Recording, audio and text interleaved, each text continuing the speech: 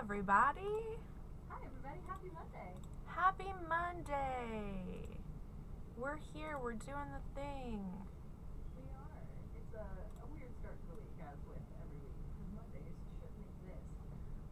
But just top of the show announcements as usual. First of all, if you like this show, awesome, and we love that. If you want a show that's the complete opposite of this in every way, and it's sort of a Disney adventure show, you can come over on Wednesdays. We do Carpe Diem, and also the biggest thank you because we're now Streamroots affiliates and we've been using it for 2 weeks. And that's y'all being nice and buying packs and playing. Thank and you. Our oh no, why is our sound really low? Sorry, I was about to sleep. We're gonna get it. Oh. Also, hi, Allie. Because I didn't turn on the desktop audio, so you were only coming in through my mic. I remembered my Cool. mic this time. We are professionals. Don't even worry about it. All right, now that the audio is back and correct, let's try it one more time. We'll start this time with thank you, because we are now Streamroots affiliates. And that's because you all are playing a lot of packs and stuff, which is really cool. And they sent us a thing yesterday and was like, "Hey, your affiliate application's been accepted," and we were like, "Oh, we didn't even know we were doing that. Cool." So, huge thank you for that. And also, the only other thing that we really have going on the channel, other than this show, which is obviously a spooky, scary, good time, is Carpe Diem, which is a show that uses the Vanishing Lands, and it's like a Disney adventure. I literally drew all the characters in the style of Bluey, because I'm an adult and I get to do what I want. So, when everybody's like, "We want to play a food-themed show," I said, "Let me tell you how fast I will hop on this train." It's a good time. It's an absolute time of nothing but shenanigans, but I'm here for it. Yes. I'm even leaning into the puns, which is saying something. She is. I'm so proud. Because Because we're making a lot of them, and she hasn't physically cringed once. Her eye twitches a little bit, but other than that, she's doing great. Some sighs, but then we started working in sync lyrics, so I wasn't mad about that, or song titles. Yeah, if you are a fan of NSYNC, please know you will get your NSYNC fill on Wednesday's show as well. I did make someone named Justin Twizzler go missing. And so now everybody's decided we're going to save him in the form of NSYNC lyrics. But I actually don't think we have a ton of news this week, which is what we normally do at the top of this. The only other thing we have is starting next Friday, you will see Mal, Megan, and me over on Femme Gamer Party for Season 2 of Ladies of Lake with the lovely Allie Capone, who I think is in chat right now, GMing, who is also in our Wednesday show. So you can see almost all of ladies. There's just Vanessa and Diana are the only two missing. Sorry. We'll bring them in, and then we'll have everybody. To be fair, I've been attempting. That's fair. This is not for a lack of trying. It's for a lack of schedules lined up. It's okay. We're all very busy people, and by we, I mean they are all very busy people. They're busy people. I'm not. All You're right. doing great. All right, so trailer time? Yeah. Doing the thing? I'll do a recap after the trailer. I promise. There's a lot that's been going on.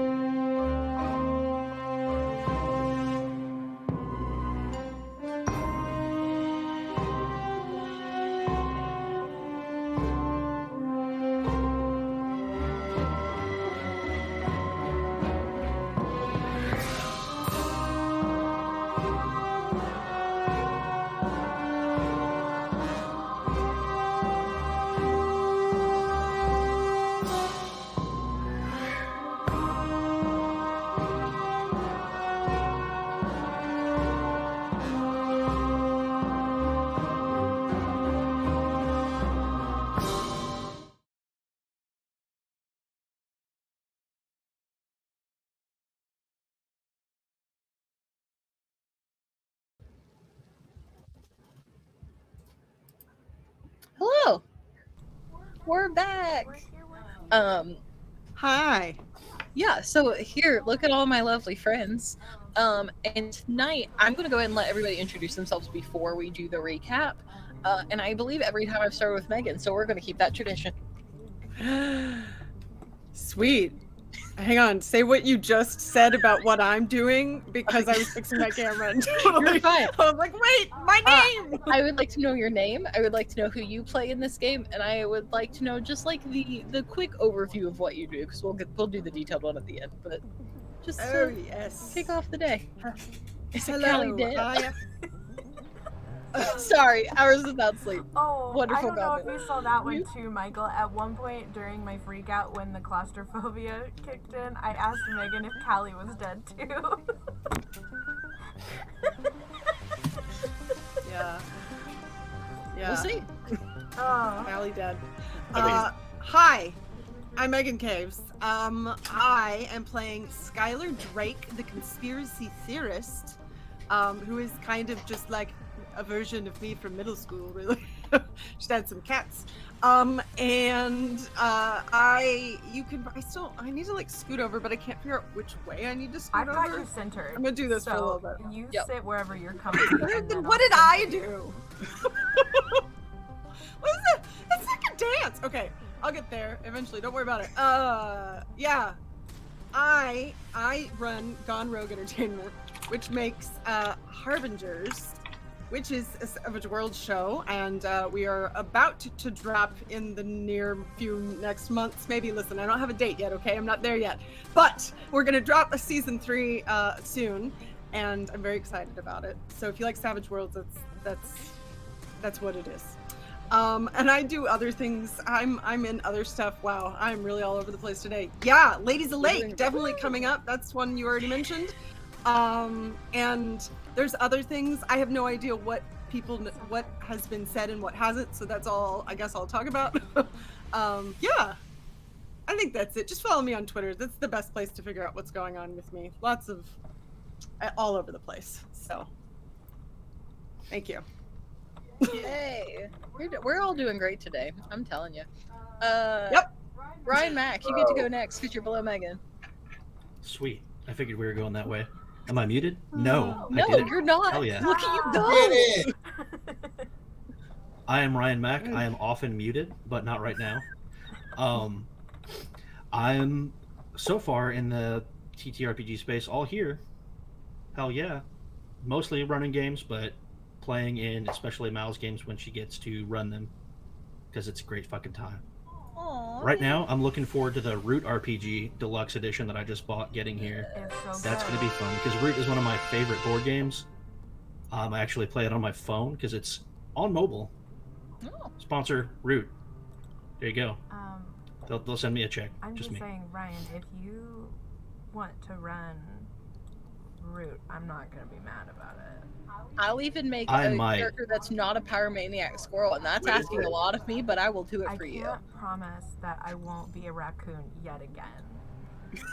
But I feel like maybe being a raccoon 3 times is too many times to be a raccoon. Nah, So What is Root?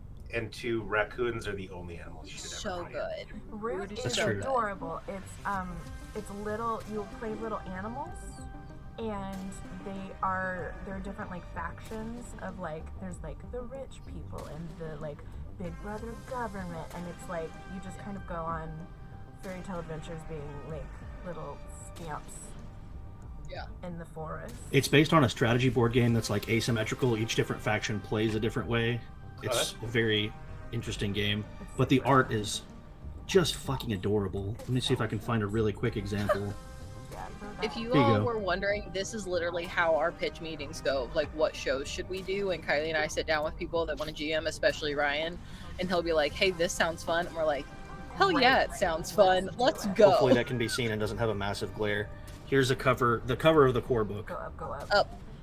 Getting it closer. Oh god. No, like the camera's up here, I'm directionally. stupid. Thank you. Yeah, it's so cute. It's super cute. Oh, that It does is. look adorable. Very, very cute art. I played Yeah, a I love it. raccoon who was originally from this city, so she had a real hard New York accent. I play a I played a raccoon in my criminal Wonder squirrel. I I play Raccoon in our Wednesday game. She does. She's a Girl Scout. Anyways, that's me. Yay! Yay! So yeah, maybe look out for Root. We'll see what happens. Oh, There's your Michael, dance. I still Also, don't have thank a you for the bio sub. for you. I need a bio from you. Anyway, so since we don't have a written bio for Michael, he would have had to talk anyway. But Michael, tell me about you. Oh my god. Wow. What a way to start. Okay, well, first of all, hi, I'm Michael Mayer Saltzman. If you know me, which is unlikely, but you would probably know me from Actually on Dropout, which is a thing that I write and do live fact checking for and make bad jokes on. And you're also catching me on a day where I'm functioning on roughly 2.5 to 3 hours of sleep. So you're getting weird, Michael, today. So congratulations. I'm right there with you, man. People are all weird today. Yeah. It's a good day to be weird. I Thank couldn't you for the live. ride of And your I had lives. wait. This is gonna Yeah. be a good ass game. Oh yeah. And I'm playing Callie Crystal Martin, who is the plastic beauty in the game. She is an extraordinarily wealthy and stuck-up bully, mean girl, if you will. She would be super popular, and it's not that she's not popular, but she is too openly mean to fully grasp that popularity thing. Like she rules through fear and cruelty, not through endured. And so basically who I was in high school as well. I don't know, I'm a dad because that's what's really important in life, and I want to make sure that I put that in there. Okay? Yeah. You know, we're talking all this like job stuff, but like who are we? I'm a It's dad. true. It's important. If you want And then great stories about Michael's children, follow him on Twitter. follow him on Twitter. It's Yeah, I great. follow me on Twitter. I'm just add salts with a Z on the end instead of an S. Also, and I play Raccoon in Wonder Home that I don't stream. So why am I telling you about this? We love raccoon-related stories, whether they happen live on the internet or Yeah. not. I never say no to raccoons. I'll always take a raccoon story. Okay. And then there's me. Hi, I'm Mallory Mize. I am your game master for currently every show that is on this channel. Between here and our show Carpe Diem on Wednesdays, like I said earlier, it's our like Disney cartoon adventure show. And I also do guest spots all over the internet. My new show that I'm on starts tomorrow, and I can finally say that out loud. And that's Dragonlance supporting third-party creators, like people like Beatles and Grimm's, and just a multitude of other third-party companies that we want to show off in the wake of everything that's happening on the What a internet few right weeks now. it's been. What a few weeks it's been, everybody. But yeah, we're gonna go show that off, and then obviously I'm in Lake with Kylie and Megan, and it's one of my favorite tables I've ever sat at, and I don't know that anything will ever top it. But yeah, so that's what life is right now, and a lot of writing. I'm back to writing constantly, so you will get Remember Us soon. Layout's not done yet. That's the problem. That's why it's not out, but it will be as soon as it's done. So yeah. Anyway, other Do I than get that, to we're here. introduce myself? Oh, I thought you did already. I'm so No. sorry. No, go. Oh, we went this way. In my brain, we went this way. My apologies. We I'm the went like worst. this. I just assumed this was a slight on purpose, and that's what Yep. was going on. Yeah. We Yeah. live together, but I actually hate her. Don't worry. Yeah, that's fine. It's Hi. channel politics. It's very serious. I love you so much. I'm sorry. Hi, I'm Kylie Eberhard. I am the other half of the founding team of Homebrews and Homebodies. I should probably put my thing in here. I'm doing a really good job.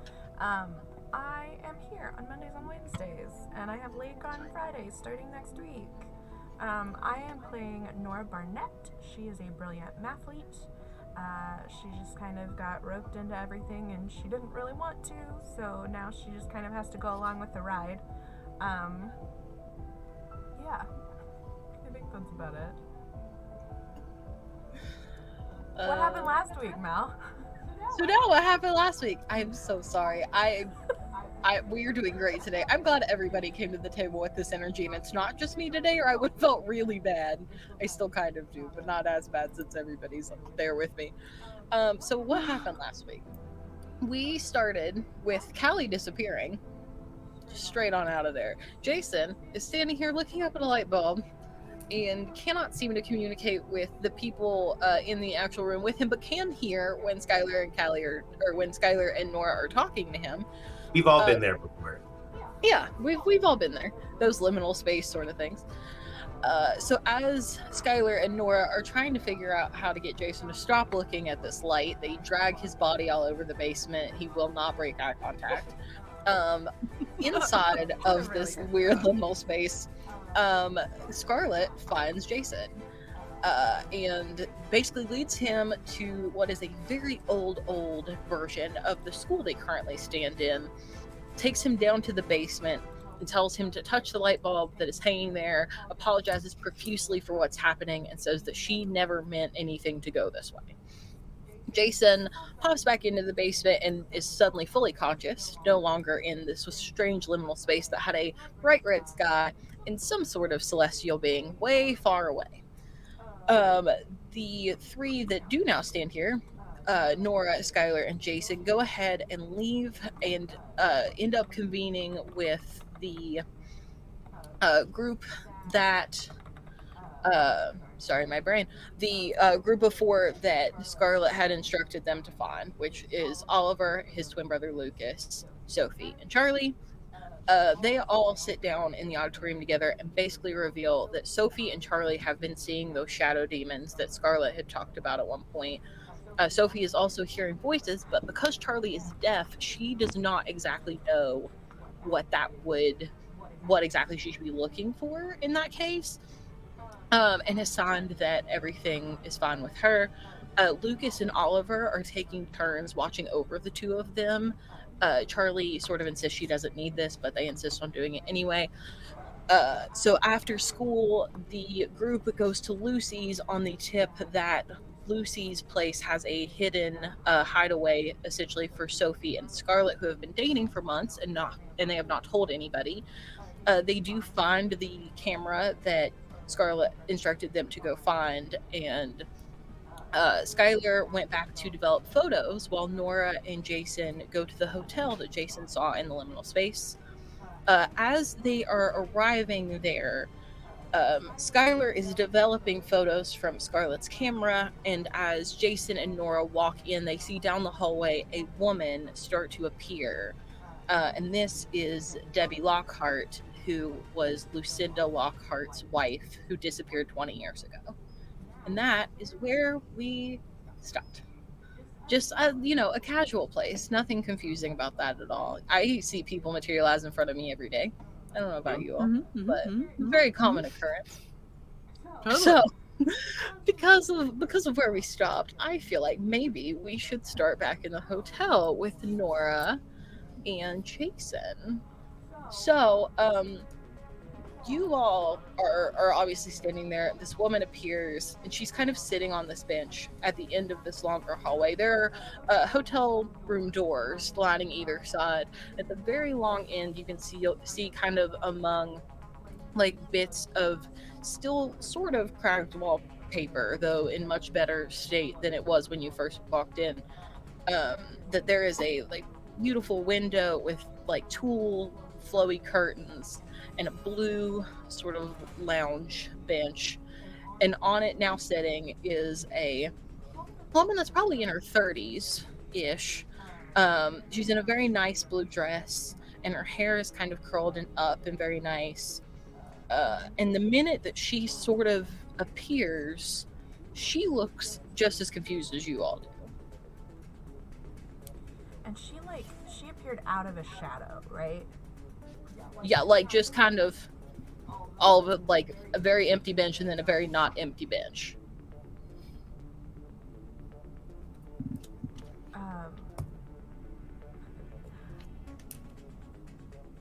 I'm just gonna like not move and say to Jason, you can see her, right? Yeah, I can. Okay. And she like wasn't there earlier? I didn't think so. Okay. Okay. Do I know who this is? Give me. A brains roll? I guess that's the only thing that I can really equate it to. Actually, no. I'm going to make this charm because there's really only two ways you would have known this. Rolled an 18. Too bad. I'm gonna say that for you, this DC is higher, not like than everybody Well, else's. it's fine. But if I rolled a 1, it Skylar, doesn't matter what the DC is. beautiful. I will go ahead and say Skylar's would have been a lower DC than the rest of you because Skylar is known to go to Lucy's because she thinks that Lucy is an alien. But you would really only know who Debbie is if you had been to the diner and saw either her picture hanging on the wall or talked to Lucy enough to know about Debbie. Because Debbie did disappear 20 years ago. It's not that she is like even somebody that Lucy mentions very much anymore. So that sort of thing. But yeah, no, you have no idea who this is and think maybe at best she could be somebody from around town that you just didn't see there a minute ago, but you have no clue who this woman is. Cool. Nora's just gonna kind of still be real stiff and give a hi. Can we help you? She looks down this hallway and kind of meets the two of you, and you've got a good, 20 feet in between you at this point. She kind of looks around, she taps the bench on either side of her, just kind of trying to make sure that it's real. And she looks around and kind of stands up and dusts off her dress. And starts to walk down the hallway, almost sort of looking past you.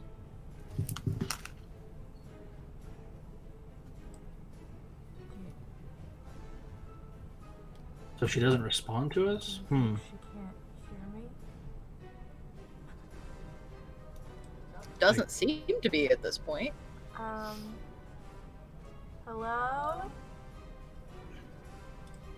It is worth mentioning, Skylar, that your photo is not done developing.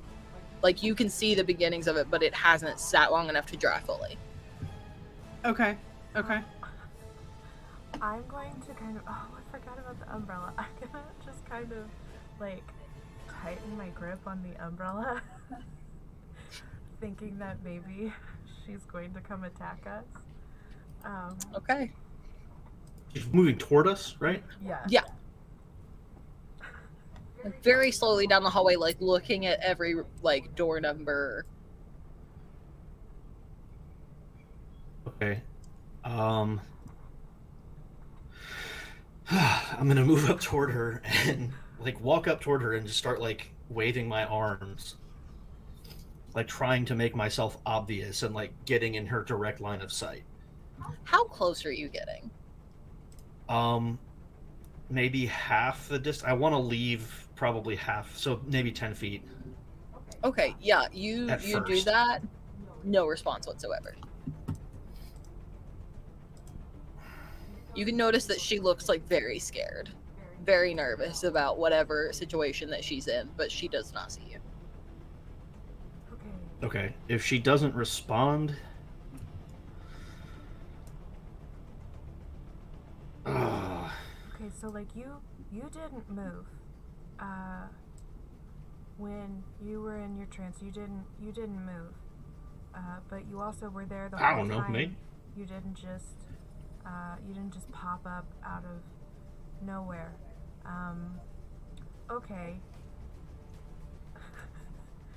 I don't know what else to do. Damn it. That's so expensive. What am I? So she's looking into the rooms, right? She's looking at the doors. She hasn't necessarily tried the rooms, but it looks like she's like very closely examining door numbers. And you said she looks scared? Like she's like very nervous and scared about what's happening or what she's looking at, and you can't necessarily tell if she's looking at the same thing you are. Sure, but like she doesn't seem like... She's not calm about the situation. Okay, cool. She's as freaked out as you all are. Okay. But like not aggressive. No, Okay, cool. not at all. I'm just gonna keep trying to talk to her, and I'm gonna kind of slowly move up with Jason. I'll just be like, ma'am, can we help you? Can you hear me?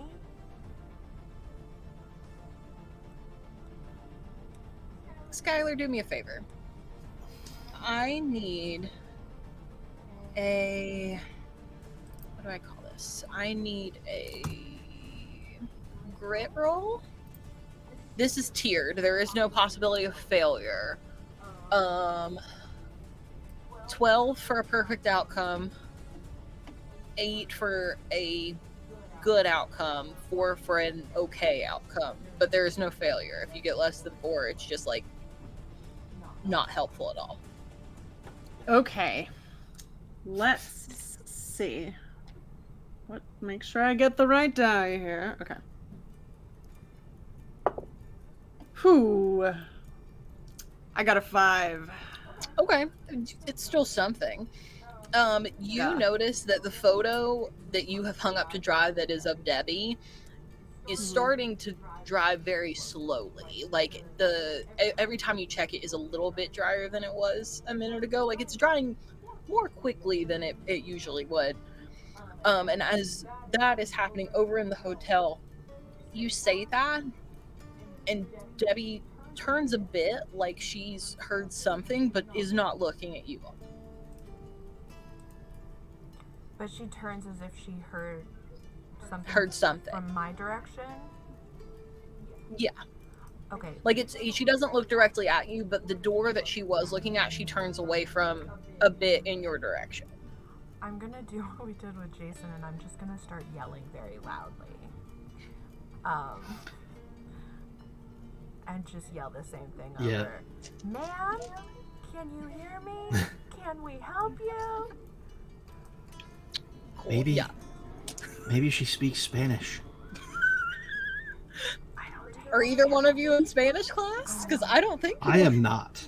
Yeah, I didn't think so. French? Yeah, I don't know what classes you all take. I'm gonna double down on that too and move closer and just like vigorously wave. How close are you getting? I need to know that. I don't like your tone. Let's see. Isn't it Allie who always asks if we touched it? Yeah, sure is. Allie's like, did you touch it? I'm like, no. I'm pulling an Allie Capone on the rest of you. Touched it? I mean, if I'm 10 feet and keeping that distance, I'm gonna have it again, and just like slowly push in if she's not responding still. Okay, she certainly looks again as you yell again, like for every time you're doing it, she's looking closer and closer like it would be your true direction, but she's still off a bit. Other than that, you cannot see any sign of her even remotely responding. Is that too mean? I kind of want to walk up and like put the umbrella out, so like she has to walk into it. Yeah, maybe. Okay, are you putting it out like to the side to where she has to run into like almost a bar, or putting it out to where she's running into a point? I was thinking of like opening it, so it's so like she has to run into a whole umbrella. Yeah, like it's a buffer. It would stop her moving. Okay. Yeah. Give me a brawn roll, and Skylar, give me another grit roll, same as before, with the same tiers. D4. I'm gonna roll a different die this time. Yes, another one. Oh, come on! I got a 4. Okay. The umbrella. What is? When Hold you, on. What is my DC? Because I have so many.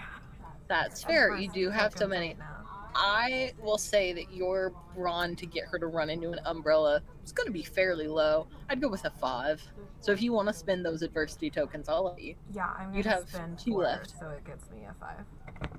Cool. So with that, you put your umbrella out, open it, and kind of hold it out, almost like shielding you, but attempting to get her to run into it. Skylar, do you feel the photo again? And it's almost completely dry now. Whereas a few Okay. minutes ago, there was definitely still water retention in it, like from developing the photo in the first place. But now it's almost dry. So as Debbie goes to move again, you maneuver so she has to run into the umbrella, and the minute she makes contact with it, she jumps back, and your umbrella certainly looks like someone has run into it. Like it crinkled, it made the noise, but she jumps back, and the umbrella almost stays that way, like keeps the shape of somebody walking into it.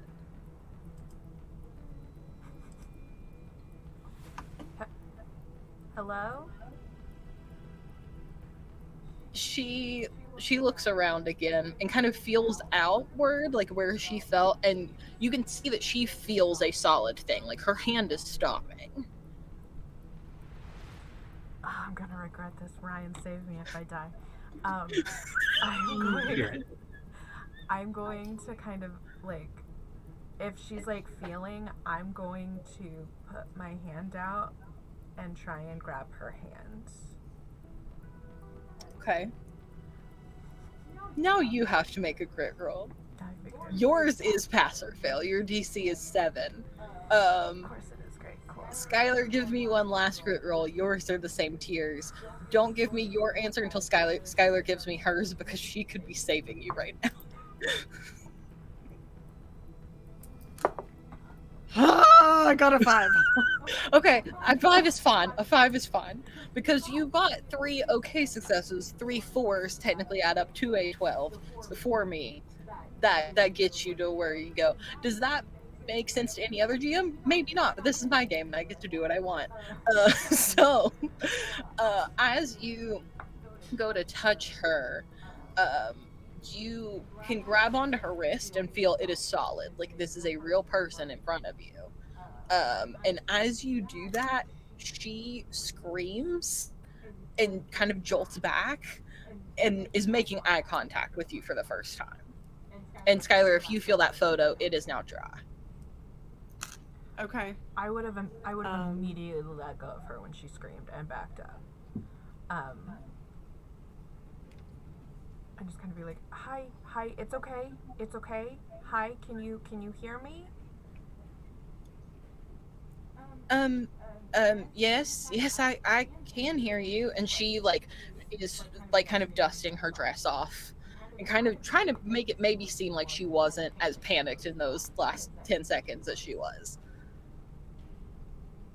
May I ask who you are? Hi, my name is Nora, and this is Jason. Who are you? Deborah Lockhart?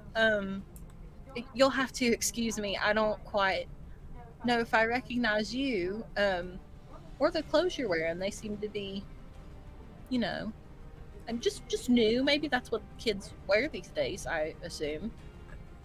I mean, you can definitely see her dress like looks older. Like it's very nice. It's a very nice dress, but it's certainly not what if your parents were dressing up now. It's not what your mom would pick out. I'm sorry. Did you say Lockhart? Oh yes, honey, Lockhart. Are you related to Lucy? Lucy Lockhart's my wife. Yes. And I'm just gonna immediately look at Jason because I don't think Nora knew that Lucy was married. Did you know Lucy? Is Lucy married? Ryan?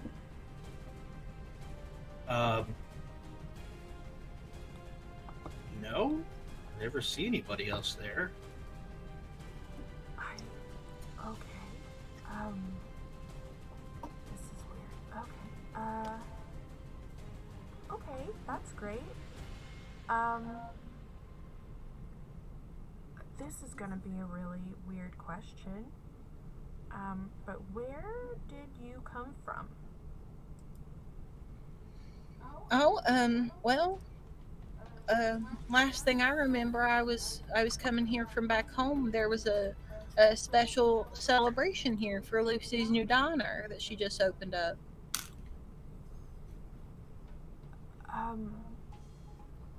What? Just what year is it? Honey, are you all right? Shouldn't you know what year it is? I don't think I am. I just want to confirm. September 1st, 1977. Oh, okay. And she's just gonna kind of look at Jason and do I tell her? Cause like when people have amnesia, like aren't you supposed to not tell them? Probably not. I don't. How late is it? Is Lucy still open? Oh yeah, it's probably like. You went to Lucy's right after school. I'd go with like 4:30. Oh, geez. Okay. I thought it was later than that. She'll still be open for a while. She like is open now because of like the lunch and early dinner rush, but she'll be open until at least 10 or 11 at night. Okay. Well, would you like us to walk you to Lucy's? Shouldn't there be a party here soon? It's supposed to start this evening. I don't think the party's happening, and she just kind of gestures around because it's kind of dilapidated now, right? Yeah, like it certainly does not look like when she would have been here 20 years ago. Oh, well. That's very I guess this important place is a hours bit, without sleep, you're right. guess it's a bit shabbier in here than I'm remembering. Odd how that works. Yeah, sure, let's go to Lucy's, I guess. Do you kids need anything? I guess I don't quite know where everybody went. I swear there were people here. But maybe not. There's been some weird things going on. But yeah, let's go. She's just gonna kind of look at Jason and just kind of start walking, I guess. Yeah, that seems good. So you all start to walk out of this hotel with Debbie. Skylar, what do you want to do? Because your current batch of photos is done. I mean, I think Skylar was really planning to try and develop everything she possibly could as quickly as possible, unless, like, I don't know. I don't think she's going to think anything odd of it outside of the way it dried.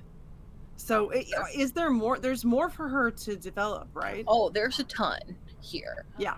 Between all of the film that you all found in the trunk, all of the film that was in the dark rooms, you're looking at a while of work. Like, not hours necessarily, but like days. Okay.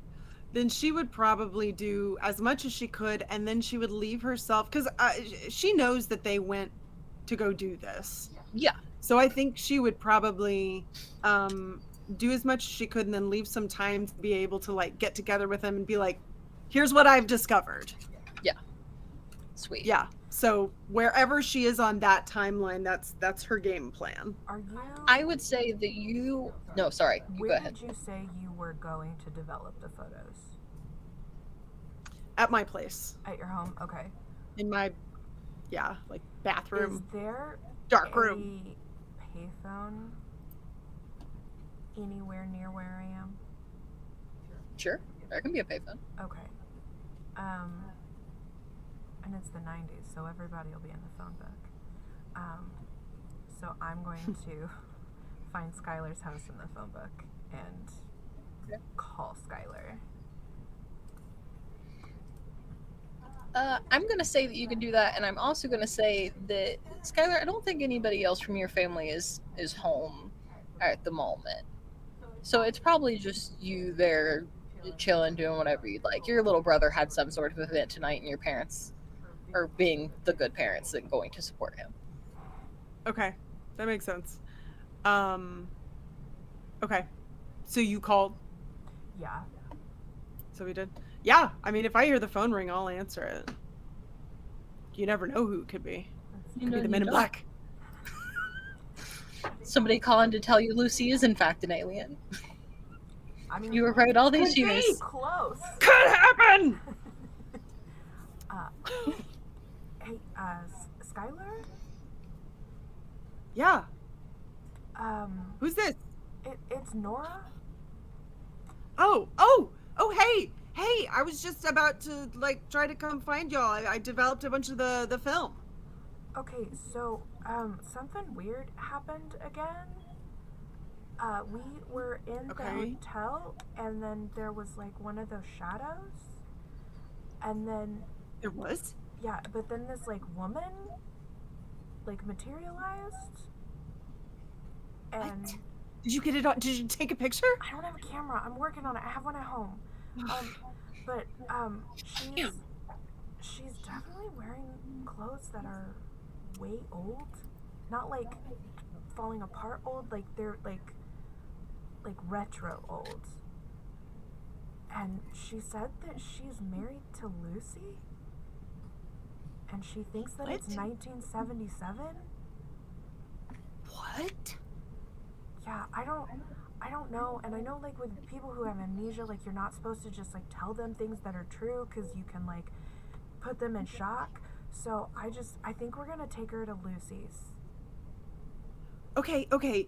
So I feel like, and Mallory, correct me if you think this would be different, but I feel like by the information that I got from Nora, I would at least go, that's weird, because some of the photos I developed were from that time period. So yeah, she's basically telling you this, that's kind of weird, because some of these pictures, they're this is great. They're from this older time period. I just got this. Yeah, I just put it in my props. It's great. I get to use it.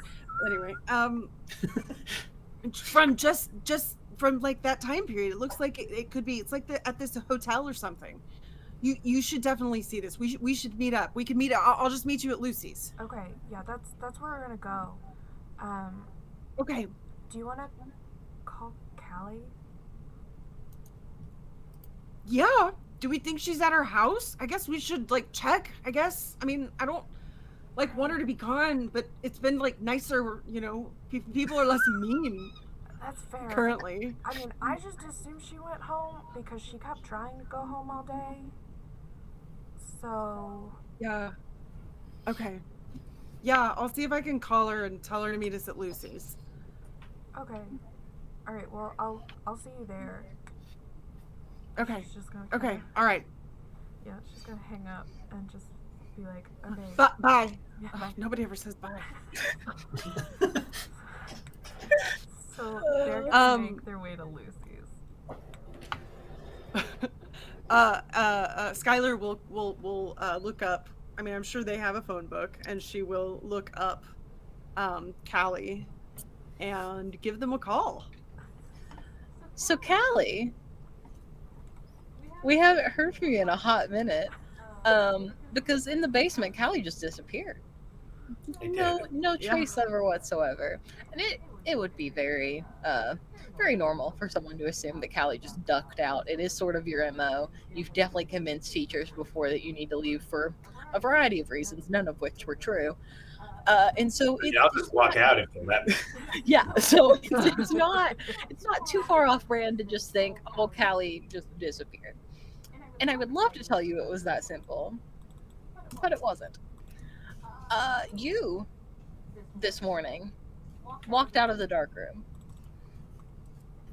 and you saw, for maybe a split second, a boy in a denim jacket staring up at a red light bulb in the ceiling. And then all of a sudden, you didn't. You were actually back in your bedroom, but the sky outside your window is red. Oh no. Uh-oh. Cool. Okay. Okay. Interesting. And I'm lying in bed. You're doing whatever you would like to in this moment. But Wherever like you- when I come like I snap and like where what based on from where I was, where do I end up in my room? Like am I standing at the window? Am I? You are standing in the same orientation that you were the minute that you saw Jason. It's just that now there is no Jason, there is no light bulb. The girls are not there. This is not the basement. This is your room. And from your vantage point, you can see a red sky out your window. However your room looks beyond that and what direction that would be facing is totally up to you. Well, that doesn't look fucking right. And I check to see if the photos are still in my pocket. Oh, they are. Ghost Sophie, are you still here? You see writing on the wall for like half a second. This is my name's not fucking Sophie. Oh, sorry, not Sophie. It seems on brand for Callie to get the name wrong anyway. So Probably would have gone with a completely different one though. Ghost, Lynette, right? Sorry. you see the writing gets a little bit thicker, and she was like, "No wonder people hate." She writes, "No wonder people hate you." Oh, that's not why people hate me. So, am I dead now? she essentially, like, the next piece of writing that comes up just says like, "Look, I'll be there soon. Don't worry about it." What the fuck do you mean don't fucking worry about it? Of course I'm worried about it. Where is everybody? Hello? Nothing. Nothing?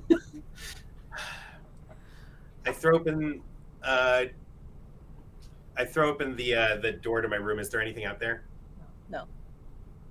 It's just darkness? Just darkness. Oh shit. What color are there's not like a red light bulb in this room, is there? No.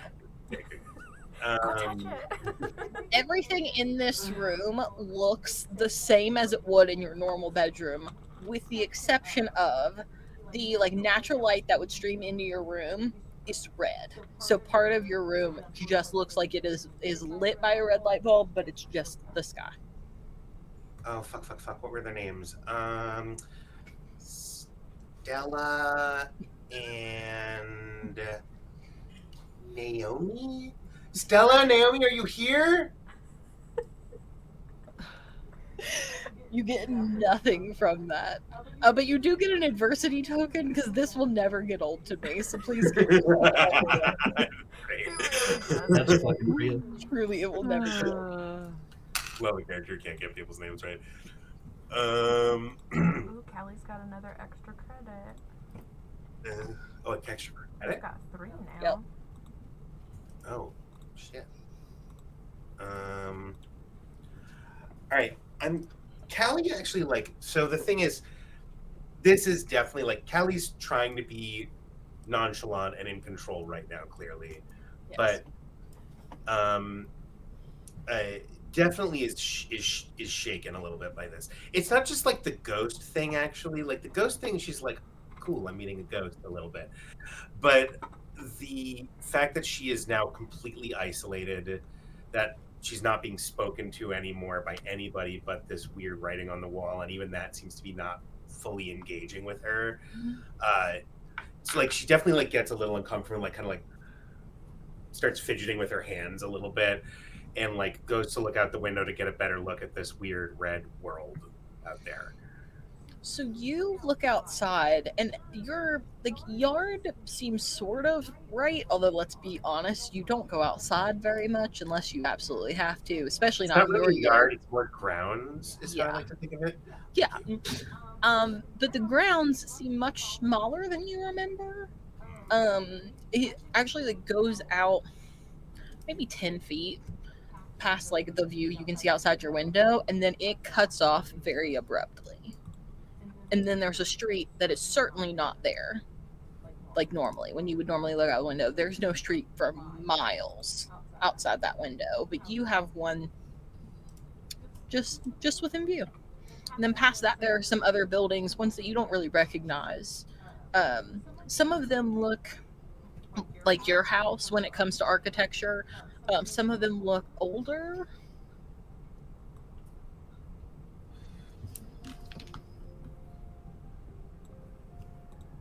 Oh shit. Does it look like anybody might be around in any of those houses? Like, do they look like active in any way, shape, or form, or are they like dead still? Are there lights None on? of none of them look like they have lights on or anything. There's nothing. They're not old and decrepit by any means, but they don't really look lived in.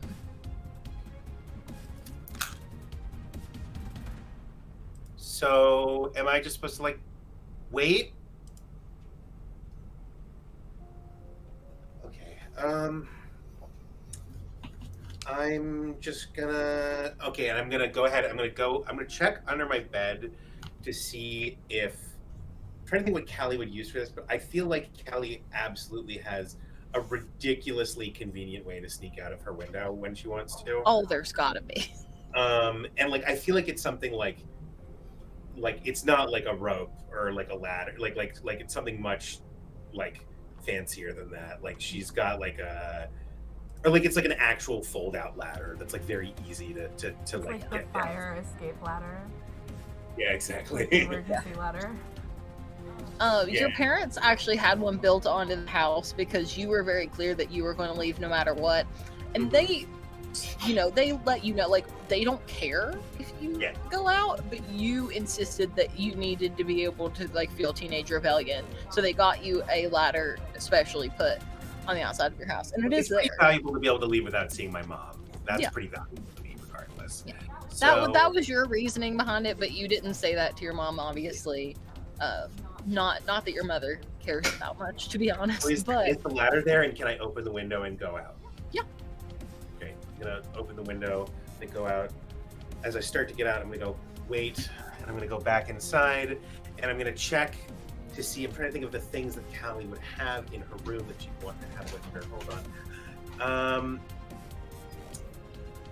I bet Callie has weed. Yeah. And she's gonna check to see if she has her weed. Is it there? where do you keep it? In a little ballerina music box. Then yes, Of course it is there. you do. It is absolutely in It's- your little It's not, ballerina. like, it's not like getting everywhere in there. It's in a very nice little gold sparkly container that is actual gold. To be clear, it's not just gold colored. And she's like and she takes that, and she takes probably some just regular old rolling papers that are stuffed in there, and puts them in her purse. And I'm trying to think what else she would want. Callie, oh, for sure, Callie's mom would have given her a knife. There's no doubt in my Oh, mind. absolutely. Mom would have given her a knife. So Callie finds her knife, which I imagine is tucked under her mattress, if it's still Mhm. there. Yep. And she gets that. And then she reaches a little further under, and she goes, just in case. And she pulls out her diary, which she also puts in her bag because she doesn't want to leave it there in case in case whatever spirits are looking for it or something like that. That's personal. It also strikes me as very correct that in whatever's happening right now, Callie thinks that her diary is what everybody's going after. Listen, right now, I'm pretty sure Callie thinks she's the target. Of But, course. like the plans are all closing in finally on her, and she's got to get out. Like, this is about her. I mean, there was a comment made to a teacher about how only important people go missing. Usually only important people go missing. So she climbs out the window, and I'm gonna start going down the ladder. And does anything happen, or am I just outside now? Nope, you're just outside. Everything seems right. Like I said, until you hit the ground and notice that there's a street very close to you.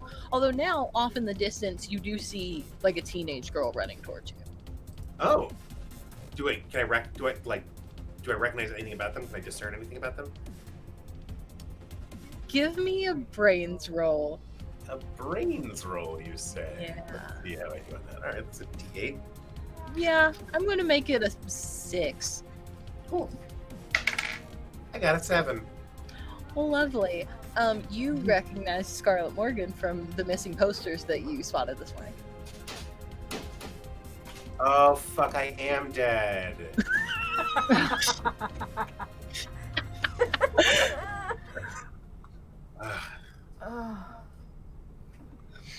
I stop moving. I wait for Scarlett to get to me. Since she's doing She I kind of I don't just wait. I sit down and like moan on the ground. I'm like, ugh. she stops when she gets to you and just sort of looks down at you sitting on the ground. You're not dead. Neither am I. I know I said I'm in hell. Like this is a hell, but it's not the one you go to when you die. It's the one you go to when you're an idiot like me. Okay, well, that doesn't make any sense because you were definitely a ghost a minute ago, and now I can see you. So I don't really understand what you're saying right now. I was never a ghost. It's sort of more like a, I don't know, spectral being. I don't know what to tell you. I don't know the laws of physics here. It just sort of ended up here. Scarlet, that's right. It's Scarlet. I just remembered that. Yeah, it's not 'Cause I Sophie see or Stella, but good job on. I'm picturing you on the poster that I saw now. Yeah. Yeah. It wasn't a great picture they picked. Thanks. They're not. I'm just letting you know when you get back, that you should let them know that they could have done better for you. Yeah, thanks. Looking at I couldn't tell you what those posters look like, but thanks for letting me know. That you don't know what they look like, No. but you were able to like talk to us and stuff. Wait, so what is going on exactly? Why are we here? Where is here if it's not like heaven or hell? Walk and I was talk. We got guessing places to hell. go. It's hell, but it's not hell. It's complicated. And she like holds out a hand to help you up. Thanks. And Callie takes it and gets up. She looks at you for a second and goes, "Oh, you actually gave me a thank you." You want some weed? Yeah, I would actually love weed. That'd be really helpful right now. Too. And Callie takes out her weed and starts rolling a joint. She's actually pretty good at rolling a joint. Sweet. Honestly, in my lifetime, most rich kids have been. Yeah. You know. So you two start to walk and talk, and as you go through the town, you're seeing more of these buildings, some of which look fairly familiar. They look some like what you would walk by or ride by that ballet would take you to school every day, and you could stare out the window and see these buildings. But you notice that those buildings look like really new here, like in town when you're going to school. Some of them look like a little worse for wear. They've been up for a while. Darkwell is a small town. They don't get a ton of funding, so like fixing buildings is not high on anybody's to-do list. But here they look very new, very like brightly painted. Everything is washed over in red, but you can tell that these buildings are not red. Like they're other colors. They just look very washed out. Some of them are very old in architecture but look brand new. Some of them are older and look old. Like there is nothing beside each other that looks like it came from the same time in the same moment. That's all hodgepodge. Got it. Yeah. All right. Take a hit and just go. By the way, don't pull too hard because this is like a really strong French strain that my dad bought me actually from overseas. It's not your normal shit, so just be a little careful because it's pretty strong. Wow, even rich kids can have special weed. Damn. She takes another hit.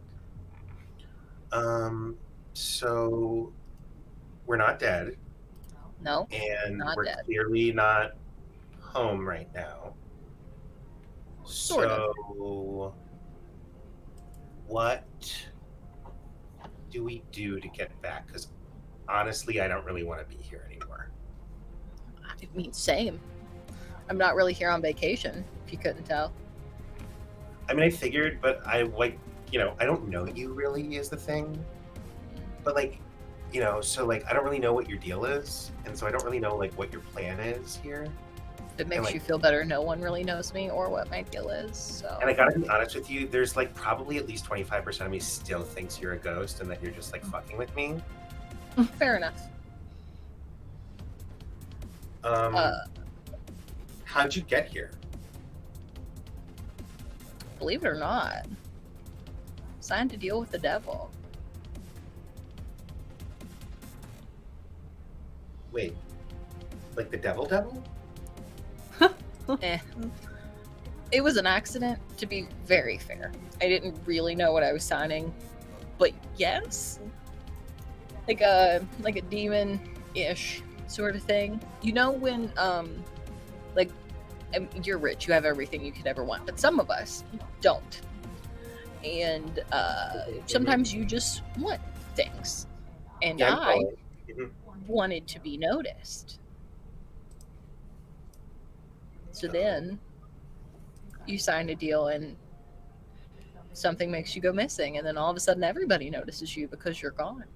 Oh, that's like the monkey's tail. Yeah. Yeah, it's a load of bullshit. But I guess it worked.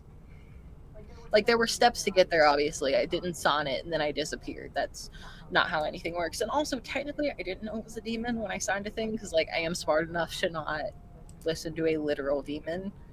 Okay, but like, I didn't sign anything with a demon, so why am Oh, I? no. You're collateral. What does that mean? So, that camera, I'm assuming Jason told you all to go find it. Oh, sorry. You didn't even get to run into Jason. I only sort of know what goes on the other side. They're trying to find it now. But look, the camera that I'm having Jason find with everyone else, Who the fuck is Jason? that actually really tracks. Nora, Skylar. Are those their names? She literally chokes on what she's just inhaled. Yes. That's crazy. I would have bet $100,000 that was not their names. Okay, I mean, so tell me more about if you want to bet that $100,000, if I get back, I'll take the 100. No, doesn't matter. They're after a camera. Yeah, I bought that camera at the pawn shop in town. Wow. I know that you haven't noticed, and neither have they. No, I don't go to the pawn shop. No, not just that. There's no doubt in my mind that you don't go to a pawn shop. I take your all's pictures all the time, like constantly. I have so many pictures of you that it's stupid. But you do things like win awards and all these fancy things, and so I take your picture for the yearbook because it's my job, or the school newspaper because it's also my job. And no one ever bothered to look and see who was behind the camera. Not once. No one ever noticed me. And so I did something nice for myself, and at the beginning of summer I bought myself a new camera. The one from the pawn shop.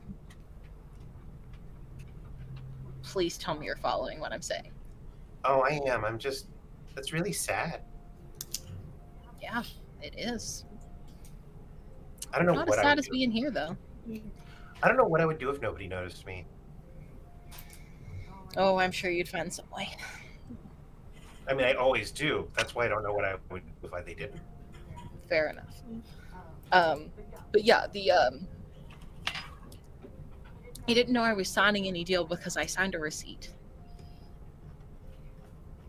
Wait, so do you just need like a lawyer? Because I have lawyers. I have good lawyers. I have really good lawyers. I don't think a lawyer is going to help me in this situation. I don't think you've met my lawyers. Do you think your lawyers can beat a literal demon? I mean, I can tell you that my mom is basically a demon and they work for her. That's fair. I have heard some pretty bad things about your mom. Yeah, she's it's probably true whatever you heard. Fair enough. But yeah, that film in that camera, along with film I've hidden in a few places around town, is how I got here, and how you're here right now, and how Jason almost got here, kind of got here. I got him back out though. And why Sophie and Charlie will end up here any day. This film, and I pulled the film out of my pocket. Oh, that's like a bit of it, but yeah. So, like, if we destroy the film, is that what we want to do? What exactly are we trying to do here?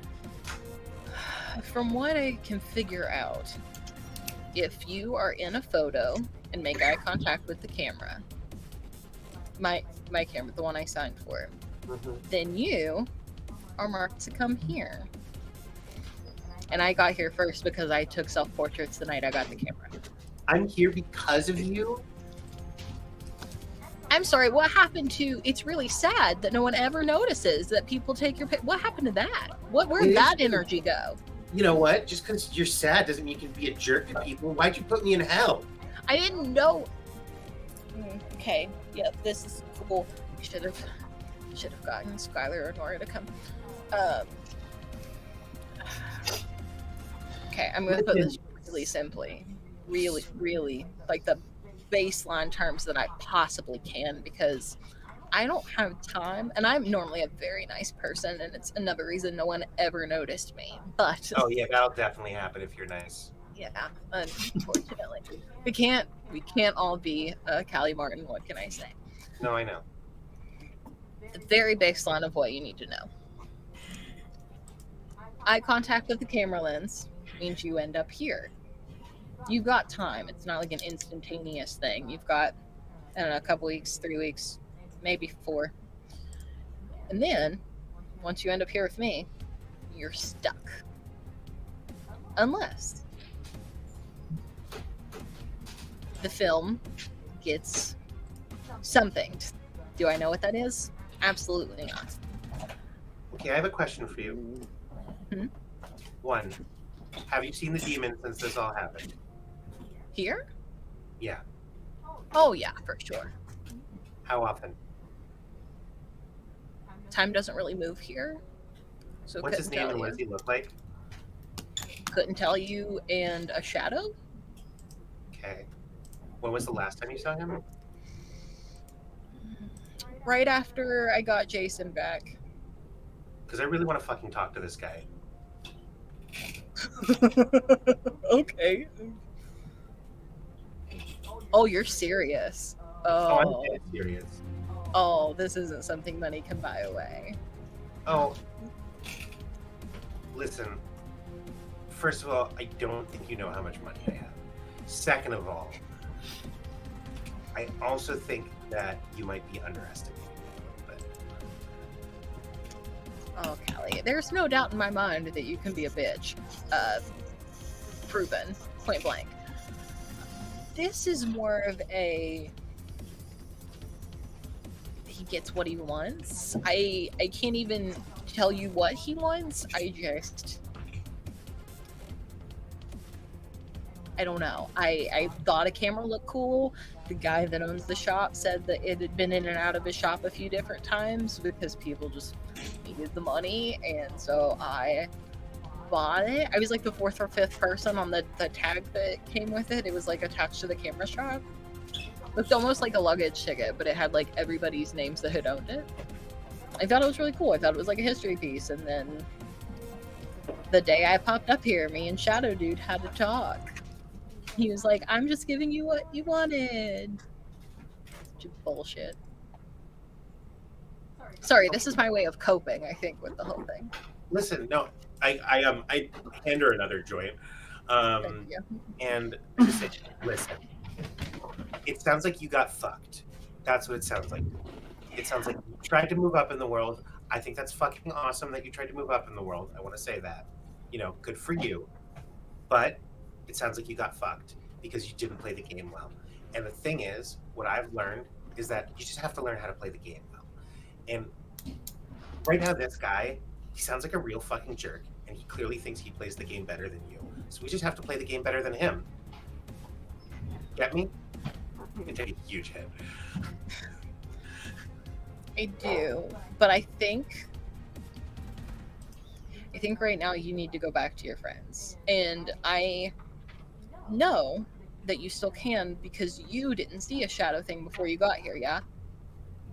No, I don't think so. Okay, well then you should be fine.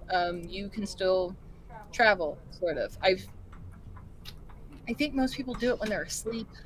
I don't know if you were asleep or not before you got here. Sophie showed up here a couple times when she's been asleep, but I don't think she remembers. But it's tricky to travel between here and there. Even talking between here and there, it's exhausting. The three of you could have ended up in one dark room, and I could have saved myself so much time and energy.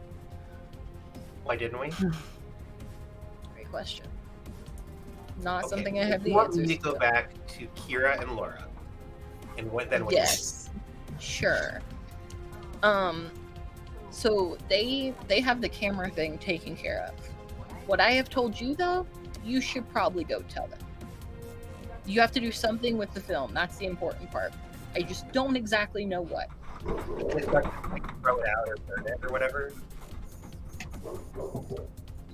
You can what? It's not just like throw it out or burn it or whatever. Throw it out would mean it still exists, but burn it's maybe a good try. That's not gonna like actually kill you. Great question. I don't know. I've never seen anybody that got here go back, but I've also never seen them disappear. So. Wait, are there other people here? Oh yeah. Like, tons. Oh. They're all different ages, different times.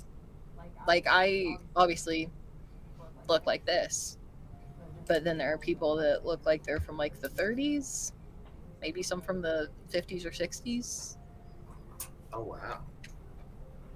So this guy must really think he like fucking runs this town, huh? I mean, he kind of does. Do Well, you? fuck him. Okay? I'm gonna be back. We're gonna get you out of here. We're gonna get rid of the camera or whatever. Me, Kira, and Laura are gonna find you. We're gonna get you out. We're gonna find this shadow guy. And one, we're gonna kick his ass. And two, because he's a shadow, if we can't kick his ass, we're gonna serve him the biggest fucking lawsuit he's ever fucking seen. And he's gonna regret the day he messed with you, okay? Okay. Just do me a favor. Go back, figure out how to save as many people here as you can, and no matter what happens to me, burn my contract. Can I tell you something? Sure. Listen, there are a lot of monsters in the world, okay? Some of them are made up, some of them are real, but they all want you to think they're scarier than they actually are, okay? Okay. You just gotta be scarier than them. The good news is I've never been scared of you. So I did one. I didn't know you were there. Why would I be scaring you? Fair enough. You know, my dad tried to kill my mom. Not my dad, sorry. My mom's ex-husband tried to kill her once before she met my dad. I never met him. I'm not related. So I guess you had monsters of your own growing up. Oh, I didn't meet him. No, it doesn't He was- matter. Hearing a story like that is enough. But the point is that he failed, and then he ended up going to prison, and my mom took over his entire company. Oh, that's how she got super rich. Oh, There it is. And she's way better at it than he ever was. And the point is, he thought he was the monster, but he wasn't the monster. Fair enough. All right. So how do I like go back? She takes like one last drag off of the joint that you gave her, and then sort of just like flicks the tiny bit that's left on the ground and then stomps it out. Last thing you saw was the basement of the school, yeah? Yeah. Oh my God. Wait. There's one other thing. Yeah. Before I forget, listen. I know you're saying you're not actually dead, but I've been telling everyone that you're probably dead, and it's gonna be super fucking embarrassing for me if you're not actually dead. So could you just like tweak the story slightly to say that you are dead, but that you'll come back to life if you come back? That would be amazing, and I wouldn't forget it. Scarlet. Give me a charm roll. Your DC is 10. Great. Charm. Well, charm I get a D20 for, so let's see how this goes. Nope, 6. You know, I would be tempted, especially because you just got my name right. So I guess I'll think about it, but I'm probably not gonna go with dead, but like, I don't know, that part right before dead where you like see the light or whatever. Alright, I can fucking work with that. Alright. Yeah. Don't like, are you in wait, are you like in danger? As you're asking that, you all are like going into the old version of the school that Jason went into. I mean, like, yes and no. I am like the creator here. I don't really know what to call myself, but because I'm the one that's under contract, more in danger than other people, but it seems like he's too busy. I'm absolutely. Hey, do you have like the written contract? No, it's in the pawn shop. You've got to get that. There's not a copy here. Trust me. I have searched. There's not even a pawn shop here. You've got to get that fucking contract. Okay, I think I know what I'm doing. Hey, I'm really sorry you're stuck here. This place fucking sucks, and I wouldn't want to spend a minute here if I didn't have to. Me either. Now, your turn to go back. Just touch the light bulb and you'll be back in the basement. Okay, Actually, wait. And she like reaches up and twists the light bulb to where the light goes out and then twitches or like turns it back on again. Now touch the bulb and you'll be back at your place, but like in normal time. It's after school hours, so you shouldn't be in the basement. Sorry, I was rolling something for myself to decide. No, you're fine. Callie goes, okay, and she's about to touch the bulb, and then she goes, you know what, you need this more than I do, and she gives the rolling papers and weed to Scarlet. And she kind of takes them. She takes them and nods. Thanks. That is maybe the nicest thing I've ever seen you do. I can be super nice if I want to. I just don't fucking like doing it usually. Fair enough. And she starts to roll herself another one. Okay, so that is 10:30 on the dot. I'm doing really well on timing tonight. So you will be back in your bedroom when we come back. Everybody, we're gonna take a 5-minute break. Let everybody do all the things they need to do. Sorry, this first half of the episode needed to be getting everybody back together. Now we are, so that's exciting. Get a snack, get a drink, and we'll be back in 5. See ya. Here.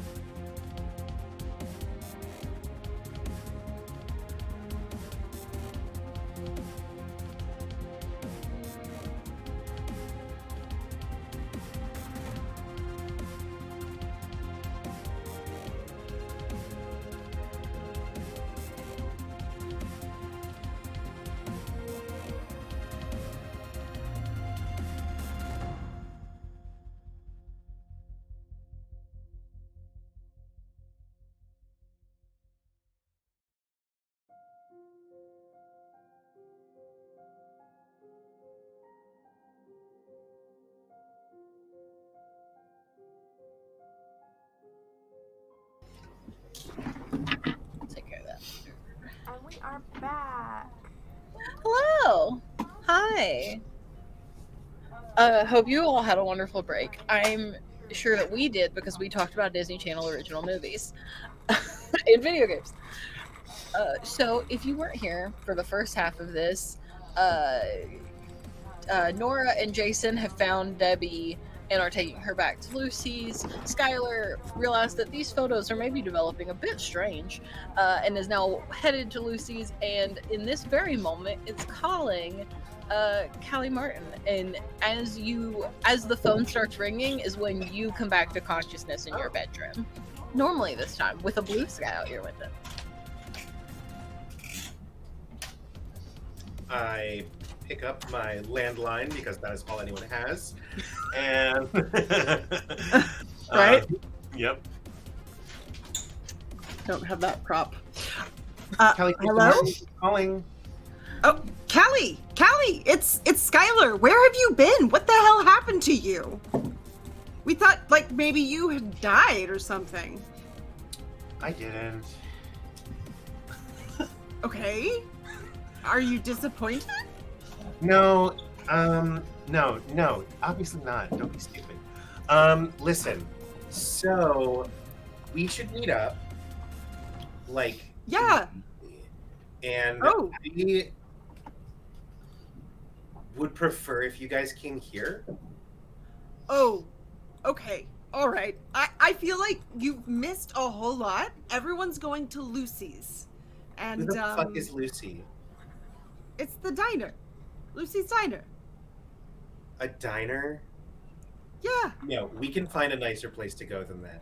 Let me look up if there's reservations anywhere. We don't have to go to a diner. No, can meet Callie, somewhere Callie, nicer. it's too I'm late. not doing It's that. too late. No, it's too late. They're already there. Oh gosh, and she starts like scratching the phone. She's like, "There's, I can't hear you. I'll see you at Lucy's."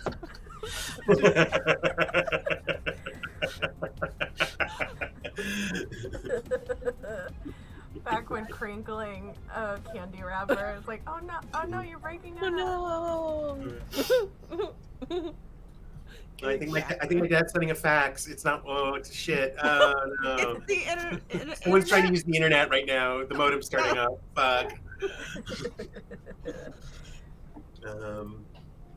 Time period jokes.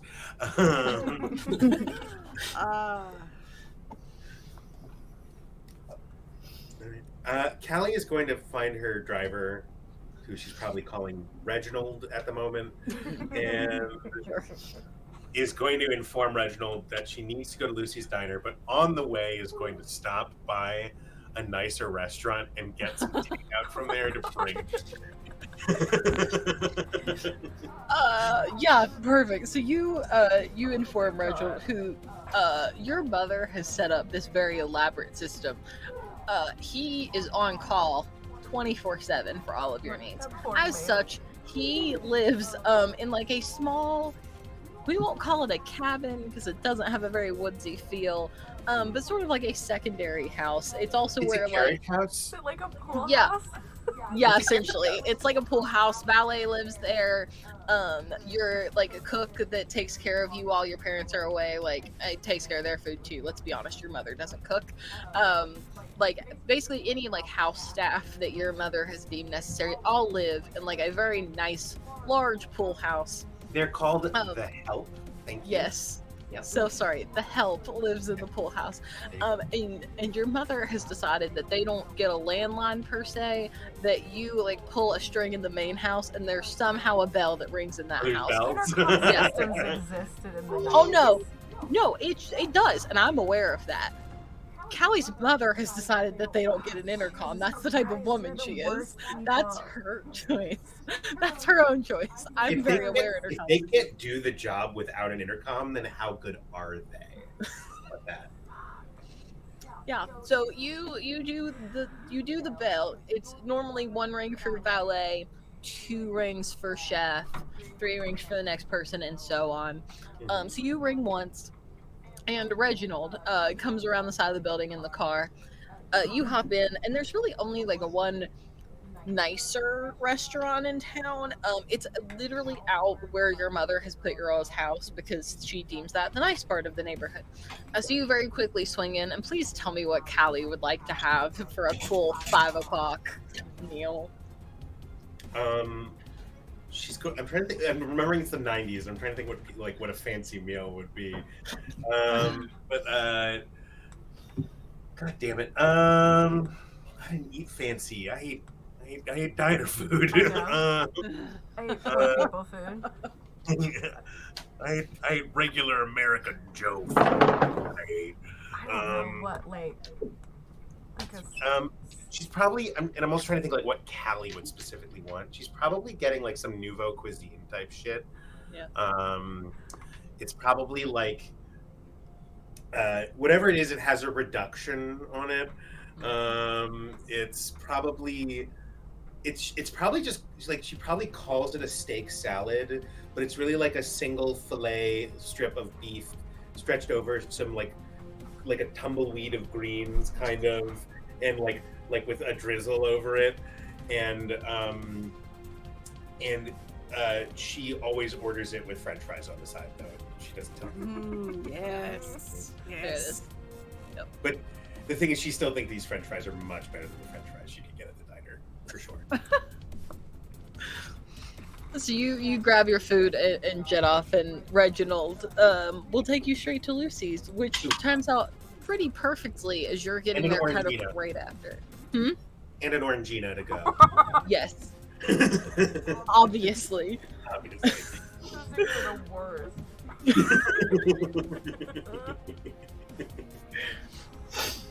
So you pull up just about the time that Skylar is pulling in on her bike, and everyone else, Nora and Jason, are coming around with a woman that you have no clue who she is.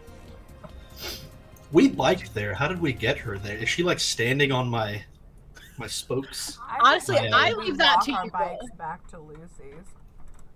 That makes a lot more sense. If you had told me she was riding your bike somehow, I would have let you have it. She's not gonna stand on the pegs and just hold on for dear life. She's an adult woman. That's probably true. Because I thought that too, and I was like, no, we're just walking our bikes back. So the 5 of you now stand outside of Lucy's. You all do it that way. Making that super complicated. I mean, I think Skylar is just kind of staring at this woman and is just kind of like looking at the photos and staring at her and like, hi. Hello, darling. Are you okay? I mean, Skylar. I mean, it's very nice to meet you. I'm really fascinated about how... I immediately put my hand in front of the camera when she starts to take the photo, and I go, hey, Holly. I'm just not super comfortable with anybody taking pictures right now. Okay, fine. This is just like, this is the most amazing thing ever, because look. I've got you in this photo here. And then here you are. And I have a question. Is she wearing the same thing as she is in this photo? Okay.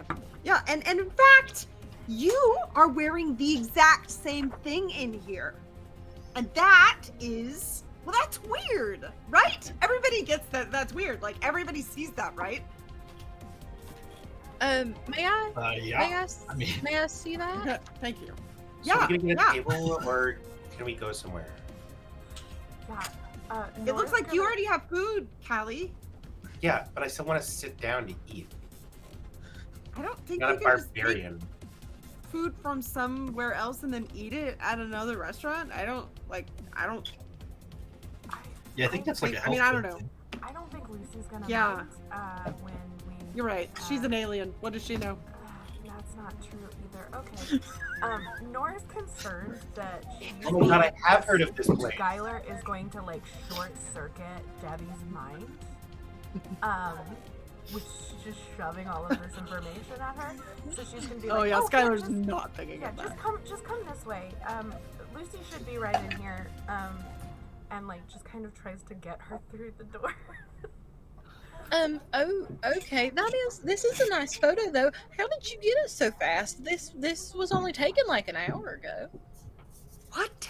Skylar, This was taken. stop. Uh. Skylar, Amnesia. What? Stop it. Stop, Amnesia. Stop. Just don't. And she's just gonna kind of try and push her through the door. Okay. Well, there's so many other photos. She's just continuing to talk about other photos of things. Debbie walks in first, like, and you all kind of trail behind, and she stops in the doorway and looks around, for a second. Did something happen here? Nothing looks quite right. Lucy, Skylar, you know Lucy the best. Maybe you can go grab her. Yeah. And Have you just grab a sit over booth? here. Yeah, like. We'll Is just- that a just- good idea? Should I prepare her? Maybe. Okay. Callie at this point has just grabbed a table and is opening up her takeout and eating at this point. She's like, You see like a couple of waitresses like flying around the place. They all look like they go to school with you. They're like your age, and they're still dressed in their school clothes, but have like a blue and pink apron, like tied with their like pins and basically anything they would need, extra straws and all of that, like kind of sticking haphazardly out of pockets. One goes to get you all a table and then just kind of sees Callie walk past her. And, yeah, sure, it's over there, totally fine. Nora's still gonna be trying to do damage control. I'm so sorry.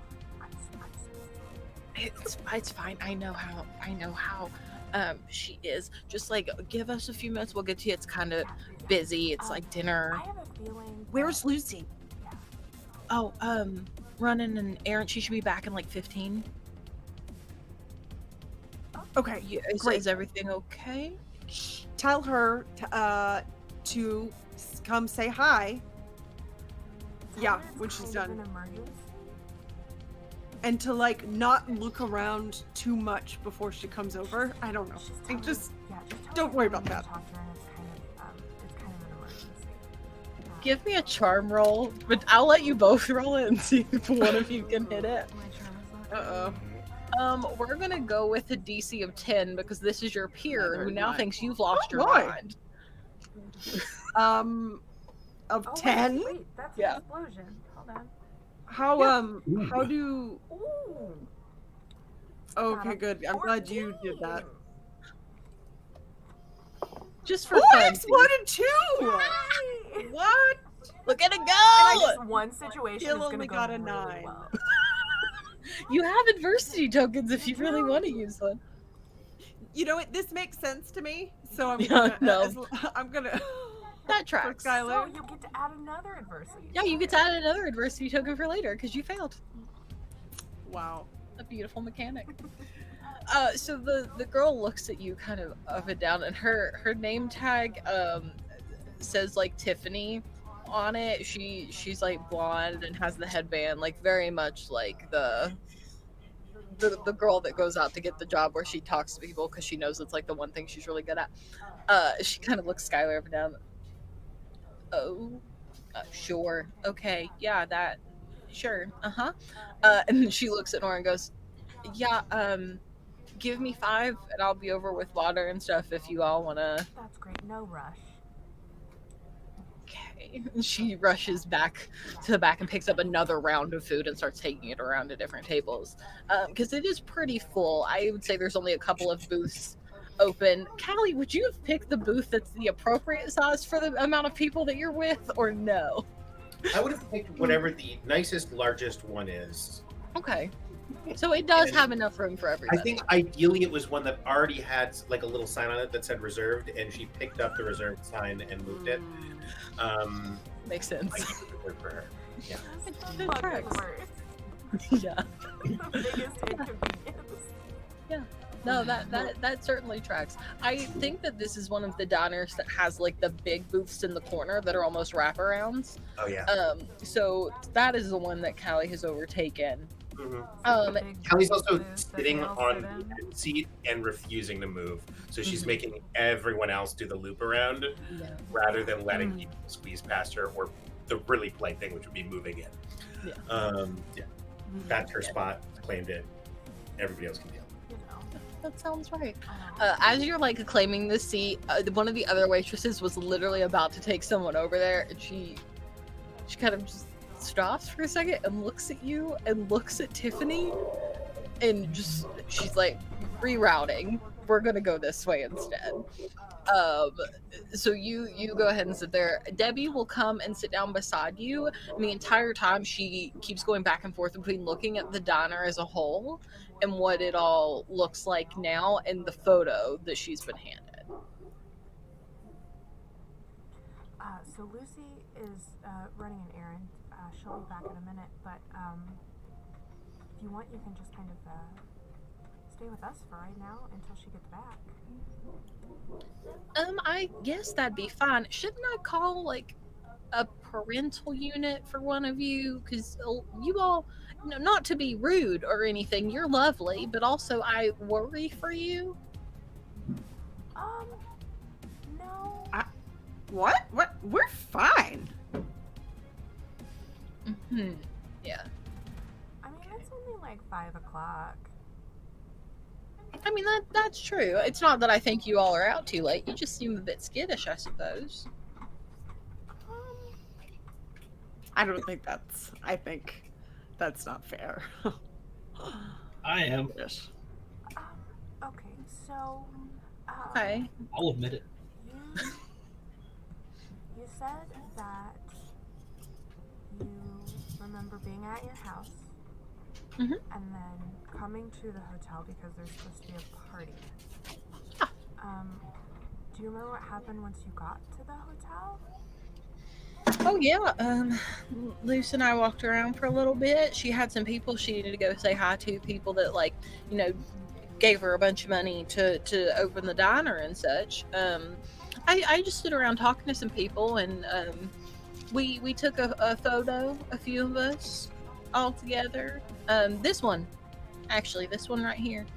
And then Do you remember Who took it? photo? Yeah, who took the photo? I think Charlie.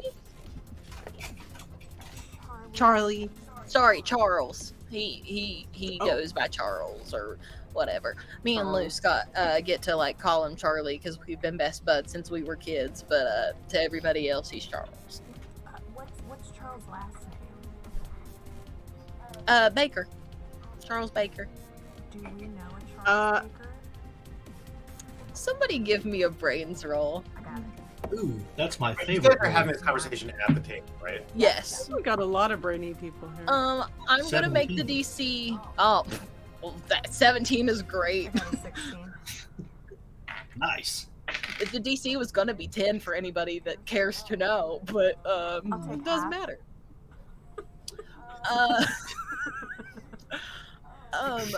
You would know that Charlie's last name is Baker. Oh, So his father? it's Charlie's dad. It's Charlie's dad. Dad. She is named after her father. Oh. During all this, Callie is just scarfing, by the way. That's She's just fine. Nothing. Yeah, Nora's gonna turn to Skylar and be like, "That's Charlie's dad." Oh. The camera. You wouldn't, I mean, if you were such close friends, you wouldn't happen to know about the camera that the picture was taken on, right? That he had there just recently. I don't know the name of it off the top of my head, but it's like I don't know. He said that he was going to get rid of like the camera casing because it got broken, and his friend was gonna like put those parts into a new camera or something whenever he got the chance.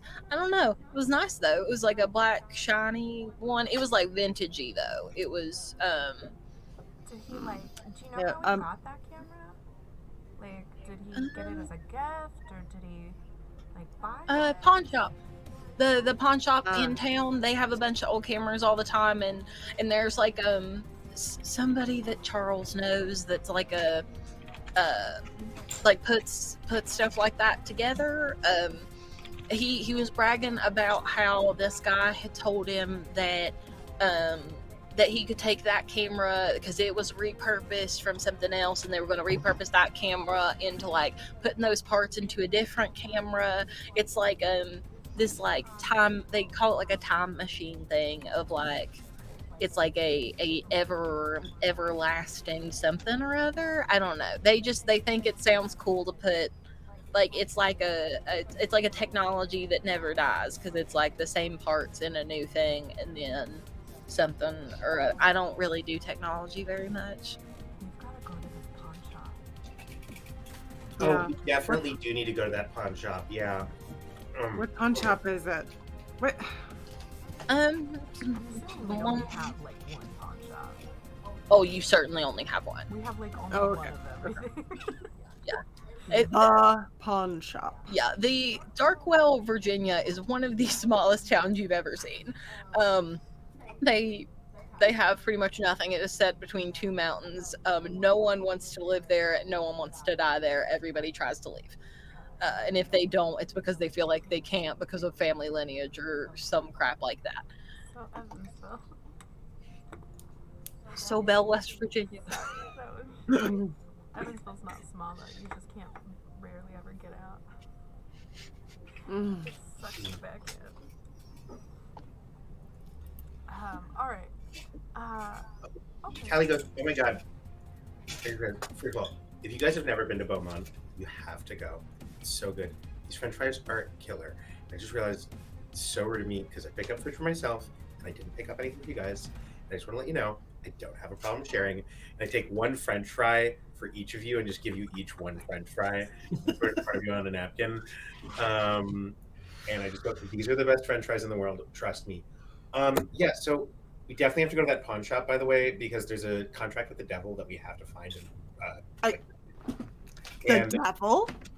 What? A what? Yeah. Oh, I'm sorry. Am I the only one who knows this?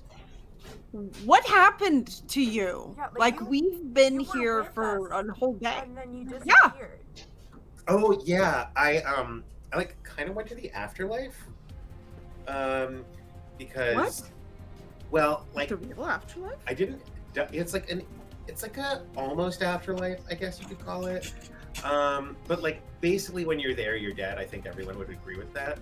So How? yeah. Anyway, Dead? yeah. So I saw Violet, and she was Who's Violet? upset about Violet. Oh my god, the girl we're looking for? Hello? Scarlet. Her name is Scarlet. Whatever. It.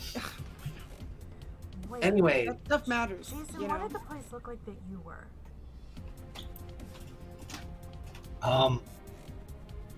oh, she says It what's was- up to you, by the way, Joseph.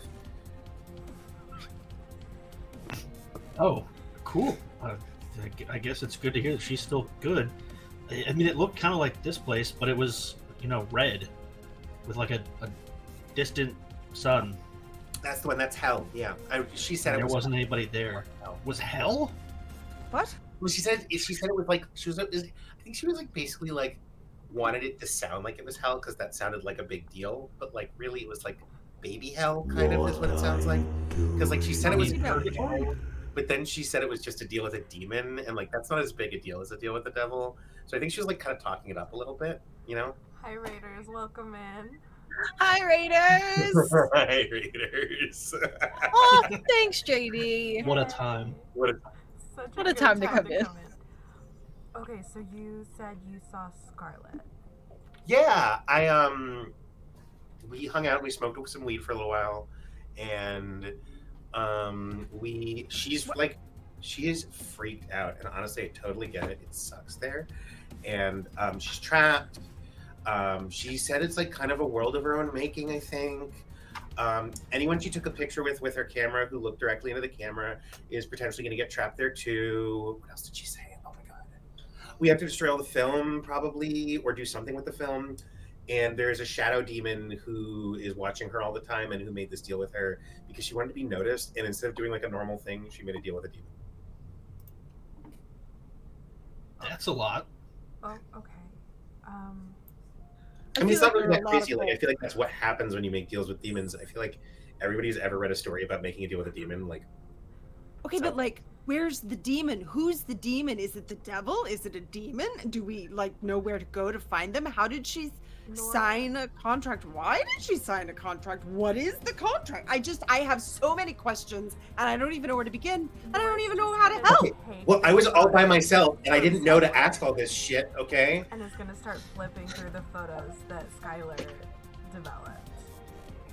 Is Debbie looking at the camera in that photo? Yes. Are there other photos of people looking at the camera in that stack? Oh yeah. Okay, I'm gonna pull all of those out. And I'm gonna get in my backpack and I'm gonna pull out a notebook. And I'm gonna turn to Debbie, who is probably terrified right now. Yeah, she's literally looking at all of you like, what the fuck is happening? And say, everything sounds crazy. I know.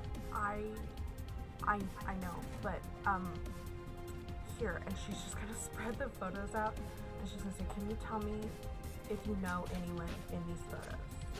And start writing down their names. Sure. Yes. Oh, by the way, who is this? She'll take the pen and notebook, and as she's starting to write, she goes, "Hi, honey. I'm Debbie Lockhart. Nice to meet you." That's Lucy's wife, who's been dead for like 20 years. I don't know what's up either. Oh. Okay. Do you have a list? Are you guys gonna eat the French fry I gave you? Because if you're not, I'm gonna take Yes, it back. thank you Yes, so yes, much, I'll Callie. eat it. That's really considerate. And she's gonna eat the This- French fry. oh. Is it any good? This is a really good French fry. Hey, Callie, roll for it. Let's see how good Roll they for it? actually are. What am I rolling? Callie's Give them full French of fries. shit.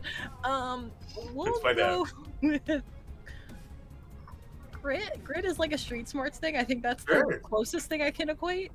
What am I trying to hit here? We're gonna make this tiered. There is failure, but it's still a tiered system, I guess. So if it's below 3, they're actually like not very good at all. It's a French fry, but it's like not good. But I'm living in a delusion.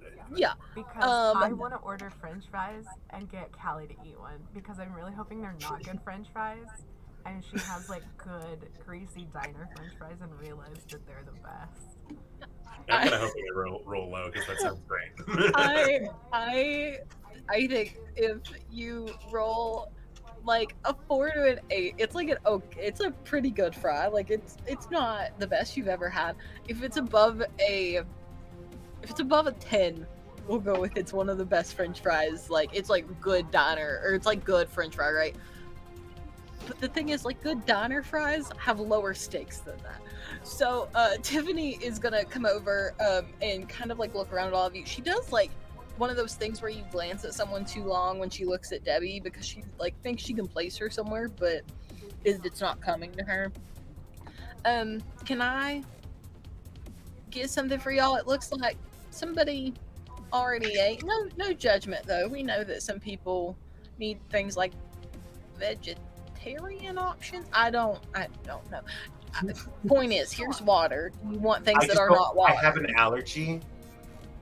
I don't need to evaporate at all. No, nothing like that. It would be great. Can I just get like a basket of fries and a strawberry milkshake? Oh yeah, honey. Simple enough. I can rolled a do 1, that. by the way. Yes. You all taste these French fries, and they are The not good. worst French fries. like there is no seasoning. There is nothing. It is just. Are you kidding me? There's so much balsamic vinegar on these French fries. Nothing. But yeah, like simple enough strawberry milkshake, basket of fries. Anybody else? Can I get like a burger with an egg on it? Yeah, Sounds we awesome. the I'm not supposed to call them a hangover burger to teenagers, but that's what they are. It's like a hangover burger. Right, yeah, that. Yeah, cool. Can I just get like the chicken strips and fries? Yeah, I can totally do that. And she will look at Debbie. Ma'am, do you want anything? And Debbie sort of looks up. Oh, I don't remember any of the menu I helped her put together. It feels like a lifetime ago, and it was last week. And the girl Tiffany just kind of looks at her and doesn't say anything. Honey, I'll just have the fries and the strawberry milkshake. Is that what you got? Yeah, I'll have that. Sounds good to me. And she goes back to writing down names, and Tiffany just sort of nods and walks away. But yeah, that French fry that Callie gave you sucks. Not God, good. I cannot wait to try and convince Callie to eat a French fry. Okay. Did she make a list of who she knows in the photos? Yeah, there are 7 names on that list. There are definitely more people in the photos, but she has named you the 7 that she knows. And like pointed out in the photos? Yeah, she like kind of writes down like their very basic description of like what they're wearing, to kind of like help you differentiate who's who. Can I have the list of names? You sure can. If you don't have them, that's okay. I can get them from you later. Yeah, I will send it to you later That's totally because fine. I don't have to them. make up shit on the spot. I was literally going to grab Fantasy Name Generator and send you the first 7 that I know, populated. I know, it's good. Absolutely was. Okay, That so website saved my ass so many times. okay, is there anyone of the names that we would recognize? I know you don't have all the names, but just in general. You would see the last name. What is the last name? You would see Jackson as a last name on that list. You don't like the pictures are a little too grainy for you to tell, but you do know that you have friends with that last name, specifically twin boys. Oliver and Lucas. Okay. Yeah. So it's probably their dad, their mom.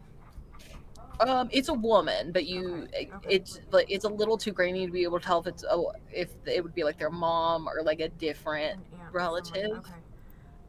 Okay, that's really helpful. Okay, so Lucy's still not here, and I know someone who has amnesia. You're not. Okay, okay. Honey, I don't have amnesia. So she's gonna pull out. She's gotta have like a copy of the newspaper with the date on it. Yeah. And she's gonna pull it out and just kind of sit it in front of her, and just kind of point to the date on the newspaper.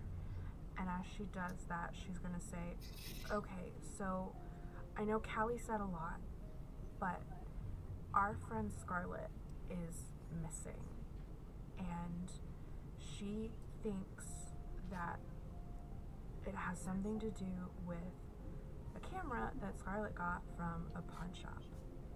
And apparently, anyone who had their picture taken who looked into the lens disappeared.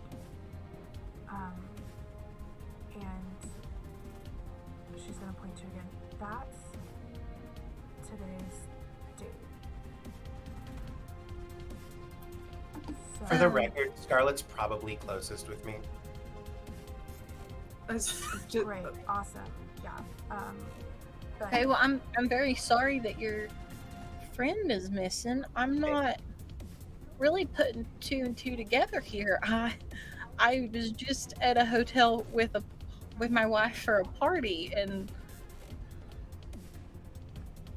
so it's Okay, but did like the sky turn red? yeah, now that you say that, She was in hell. I was I wondering. don't think it was hell. I think that, and she's gonna pull the picture of her looking at the camera. I think that you disappeared when this picture was taken 20 years ago. Wait.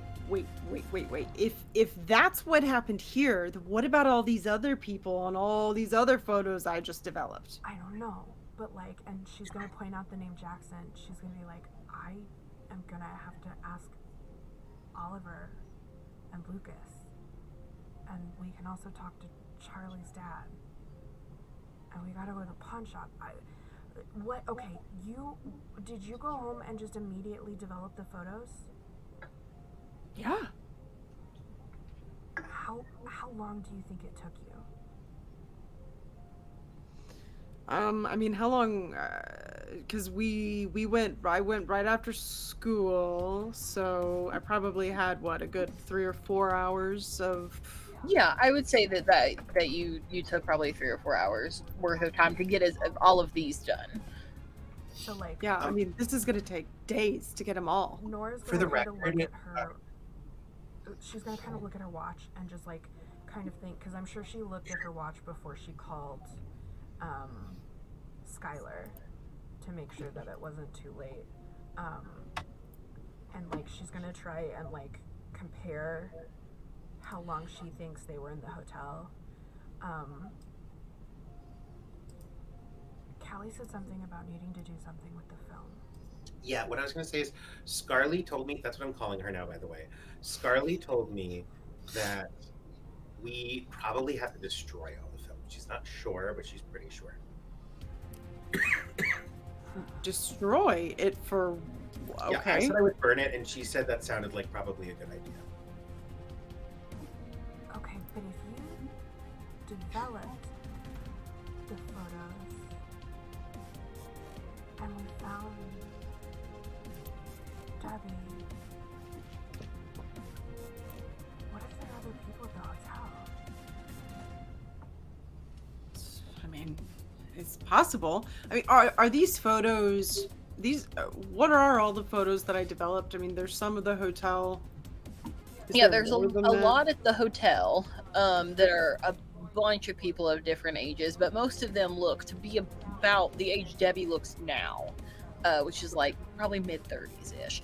Some of them look a little older, things like that. A couple of the other pictures you have are of like buildings from around town, like the old bank that at one point got demolished and then built up again because it was just unsafe to be in at that point.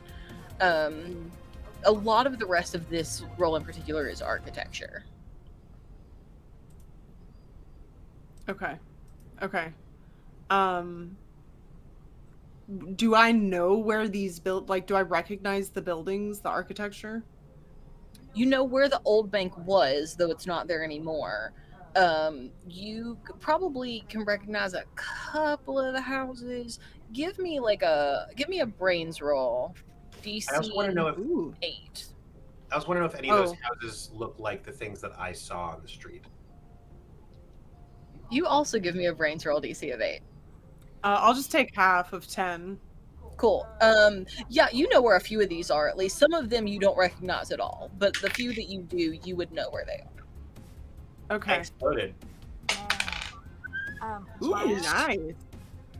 While they're looking at stuff, I'm gonna go and take, is it like a memorial picture? Like, what is the plaque thing? The picture of Debbie on the wall is essentially it is a like black and white photo of her. It's in like a very like fancier frame. It's like the fanciest thing that's hanging in this diner, essentially. Like a nice gold frame, and at the very bottom it just says "My loving Debbie." So it doesn't have dates on it? Fuck, okay.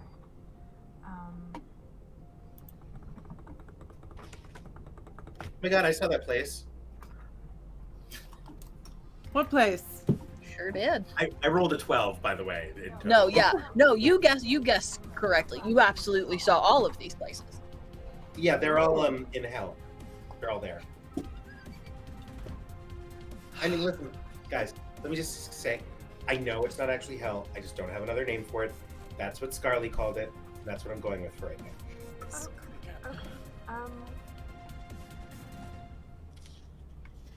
So Nora's just gonna kind of look back over at Debbie. Like, she just seemed like she's processing? Like, Yeah, she's kind of like looking around now with new eyes of like, oh, the diner looks a bit dingy, to like, oh god, like this is 20 years of like damage on what to her a few hours ago looked brand new.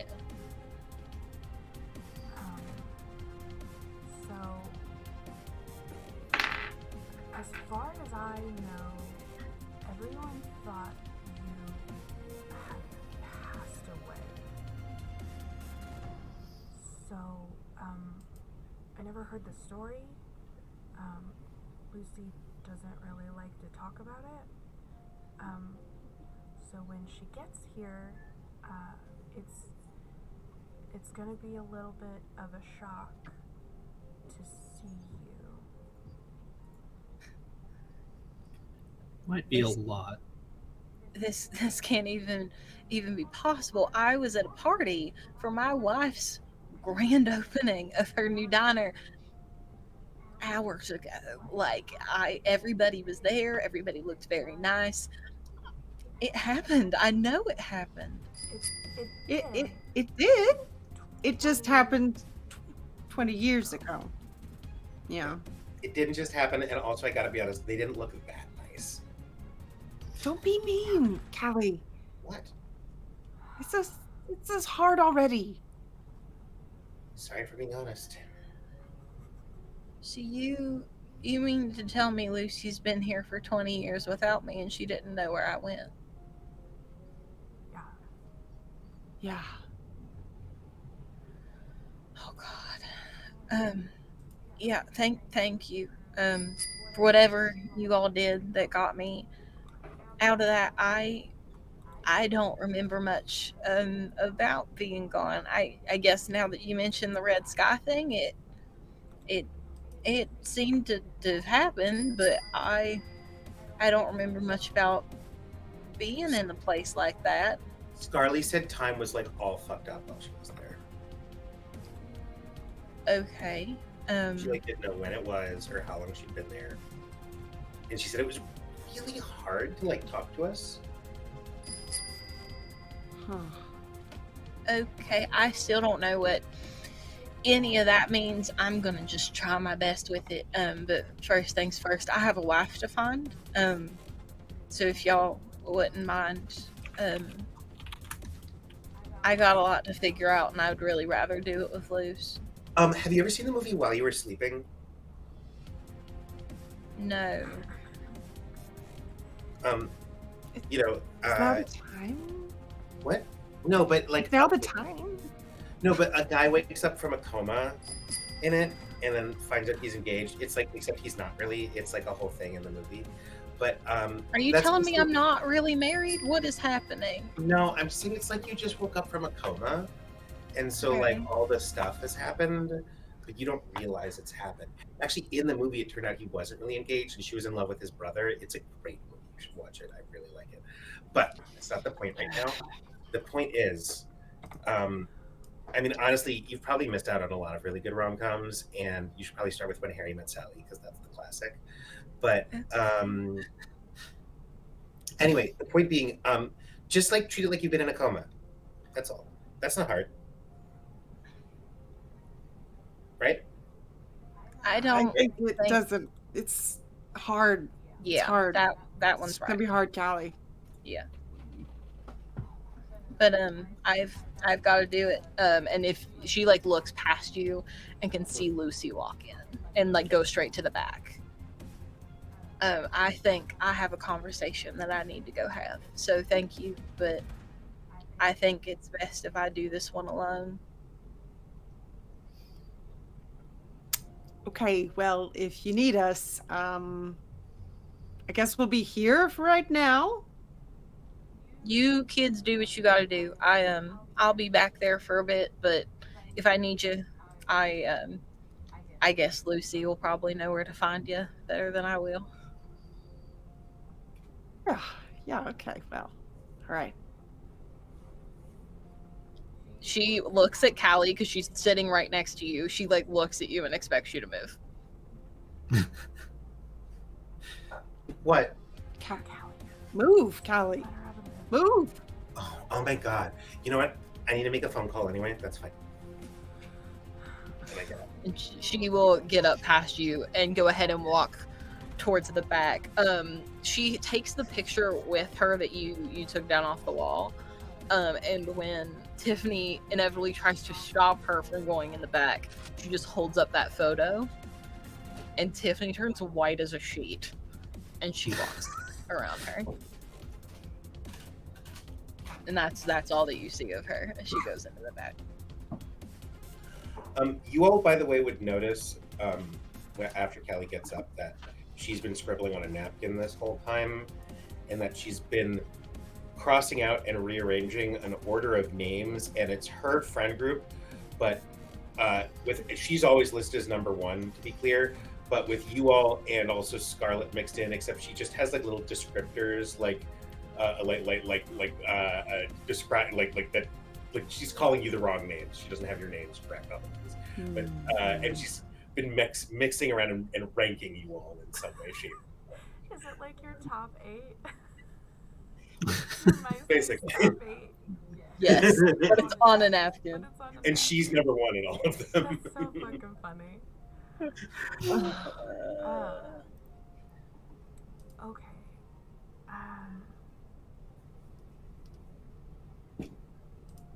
Who went with Charlie to Charlie's dad's shop?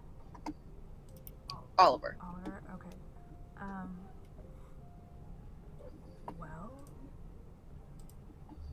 we could kill 2 birds with 1 stone and go to Charlie's dad's music store.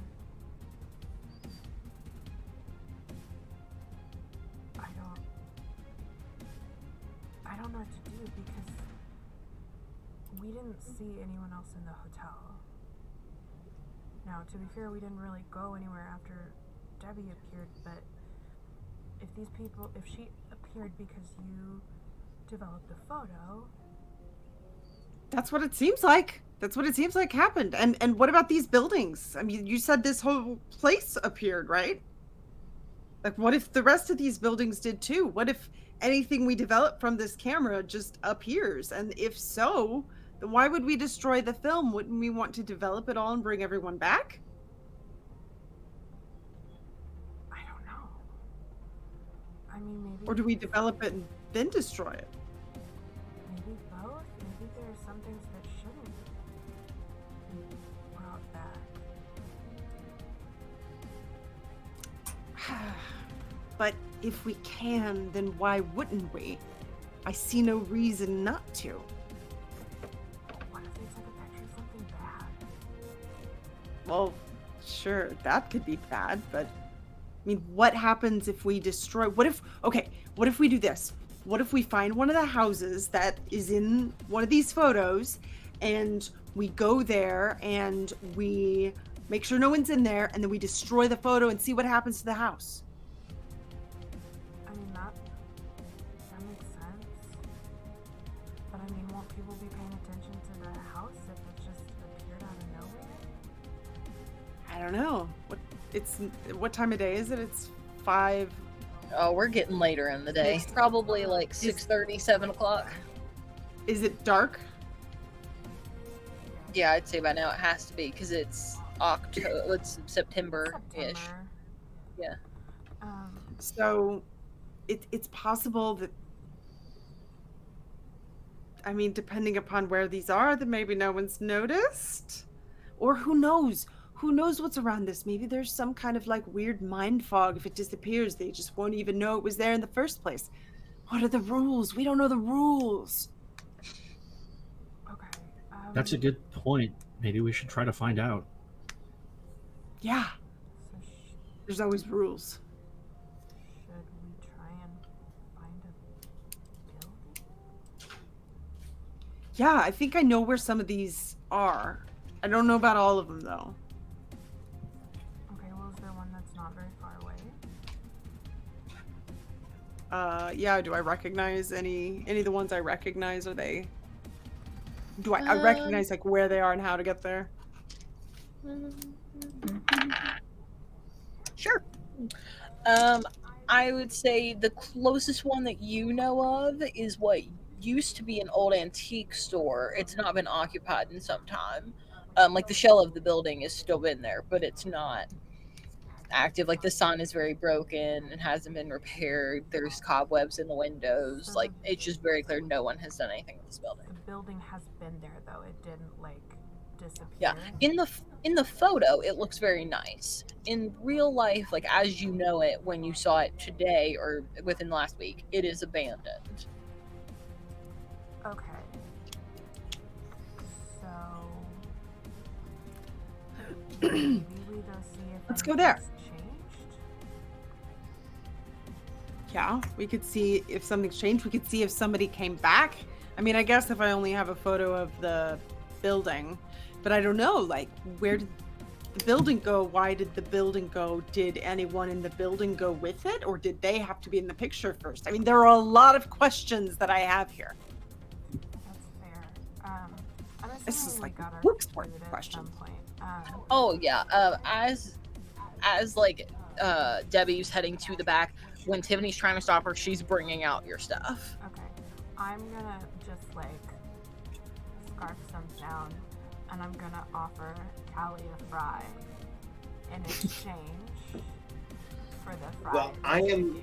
I've gotten up because I'm going to go try to make a Oh, phone. okay, that's fair. Well, I'll try and I'll get you be to back. eat grease. Go find Callie and give her a I'm French going to go fry. try to find the landline. Oh, It's important. Yeah, so I guess we just go to the antique store and just. Is take there a like look. a scream from the back? I'm kind of bracing, Yeah, like has there like been any waiting for reaction? something terrible to happen. Ugh. That's my question, 5 foot Latina. Did the buildings look the camera directly in the lens? Oh, yes. That's Great my question. So I will say that there is not a scream, but you can like the doors to the kitchen and to the back are the type that in a diner or restaurant can go either way. Like so as you go in them, it's not a push or a pull, but it's a swing. I will say that as you keep watching like different people, like all the waitresses go in the front or in the back, that at one point you see like Debbie with her hands on Lucy's shoulders and Lucy's just sobbing. And then they hug. And that's like you can't hear anything from here, but it looks at least like it's gone well. Okay. Or it's about as well as it can in this situation. Hmm. Yeah. Nora's just Uh. going to.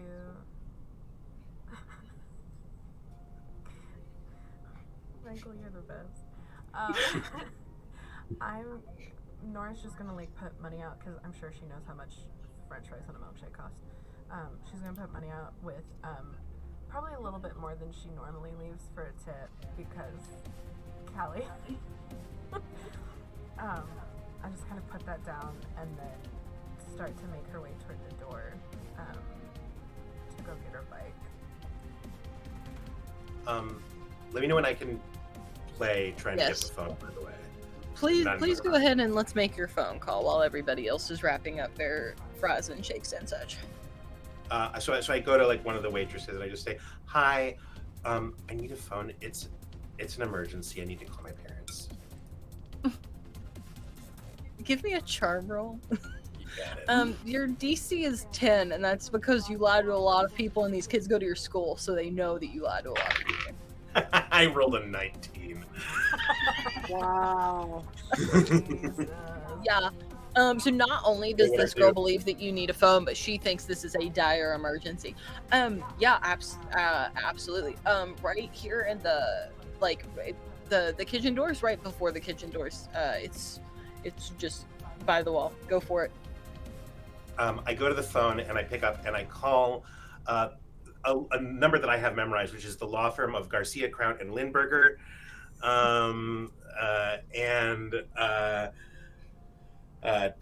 And I call and I'm calling them up. I want calling my lawyers. I love that you're calling them after hours, and I'm sure they are going to answer that phone. Mhm. You hear the phone ring, and there is a pickup after a minute, and you hear the voice of of Susan, and you know for a fact that Susan is the assistant that is in charge of your account and your account only. Normally, they wouldn't ask receptionists to be on call 24/7, but your mother pays Susan, like herself, a very healthy stipend to make sure that Susan is always on retainer and can get a hold of your lawyers at all times. And this was also a deal that your mom worked out with your lawyers to basically say, like, hey, you can't call us directly at all hours of the night, but you can call Susan. So they pay Susan very well. Your mother pays Susan very well. She's very easily like the richest receptionist that has ever been come to be. So she picks up the phone. Hello. Which member of the Martin family am I speaking to? Hi, Susan. It's Callie. Oh, Callie, how are you? I get Susan's name right. Um, say, not great, unfortunately, Susan. I have a minor contractual issue that I need help settling. I was wondering if I could talk to one of the boys. I can get somebody on the phone for you. They're all three of them are currently in meetings, two of which are with your mother. So I don't know how fast I can get them. But if you would like, you just go ahead and tell me just like the basic gist of your problem. I'll go ahead and get everything put into a file for you, and I can send that along right after your mom's done with them. So I have to get the exact language in terms of the deal still, but basically this is an agreement with a supernatural entity that has trapped someone in either like the afterlife or like, I don't know, like another world or something. And I'm just trying to find out if there's any loopholes to it, if there's anything that we can do to, finagle, renegotiate. Because I got a really good feeling about that this deal wasn't made with that much care. I think it was made hastily, and I think we're going to be able to find a lot of wiggle room in it if we try. I see that you have heard a lot from your mother about the contracts we write for you all. I can tell you that I am not sure how much experience we have with any supernatural entities. Is this for a school project, maybe, or? Oh no! Listen, Susan. I'm pretty sure that everybody over there has probably dealt with the devil at some point. Am I right? They call lawyers sharks, but they should probably call them something else. You know what I mean? Yeah, I do. So anyway, that's what we're dealing with. Actually. Okay. Well, I will get that to them as soon as they can. They just got on the phone with your mother. Might be an hour or two. You know how these things go. Susan, listen, if you're having trouble wrapping your head around what I'm saying, I get it. I really do. I think you're wrong, but I get it. So let me just say, let's say hypothetically, I'm not talking about a quote unquote deal with the devil, and instead we're talking about a deal with a contractor for a residence that I'm supposed to be occupying. Okay. That has not turned out to be what I thought it was going to be. Okay, so we can frame it like that, and we can also say that there's an employment clause involved or something. I don't know yet. I'm thinking it through because I haven't seen the actual terms. But if they need it framed that way, you can. But I would like it noted that I am actually talking about a deal with a devil or demon. Okay, honey, I will put it down as a housing agreement that maybe went sideways. I will put in something about an employment contract. I'm going to make sure to do this once your mother is definitely off the phone for the night, because I don't need her asking me questions about your employment clauses. You're a student. I don't want to get into it. Also, please mark it as urgent. It genuinely is urgent. Literally could get trapped in hell if I don't get this solved pretty quickly. Interesting turn of phrase. Are you okay? Do I need to send somebody to like the police station or something? Oh no, my valet is here. Don't worry about it. Okay, as long as you have what is his name again, honey? Leonard. Sure, that sounds right to me. You would know. I think it's Leonard. Okay. I get them mixed up sometimes. Yes. I mean, I do know that your mother has like a whole house full of help. But yeah, anyway, as soon as your mother's off the phone for the night, I'll make sure this is the first thing that they see. I'll have one of them ring up the house. They can leave a message with whoever's there currently. And just when you get the wording of that contract, go ahead and send it on over to me. I'll have it And faxed to you. we'll see what we can get done. There's got to be something in there. You know, we wouldn't let anybody do anything bad to Callie Martin. Oh, and if you do see my mom, just let her know I snuck out. I'll be back. Please, if she seems pissed, just like, I don't know. Next time I talk to you, just let me know if she seems pissed. Sure. I think she's just on the phone with them because she said she's away at some trip or something. I don't pay much attention to your mother's exact whereabouts. She says she likes it better when people don't know exactly where she is. So, Oh yeah, she can get away with a lot more that way. I cannot say those words, but you did say them. So anyway, talk to you later, honey. You just let me know the wording in that contract when you get it. Have a nice evening. Bye bye. Susan, and remember this whole conversation is protected by confidentiality. Bye. That was fucking gold. It was very fun to do. Channel highlight. Mama Cat, we're dealing with Satan, Susan. Satan, Susan. Satan.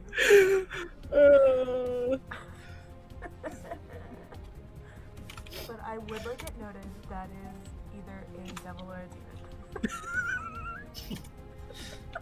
Susan doesn't get paid enough for this, and she gets paid a lot of Poor money. But she Susan. does not get paid enough for this. It's after hours.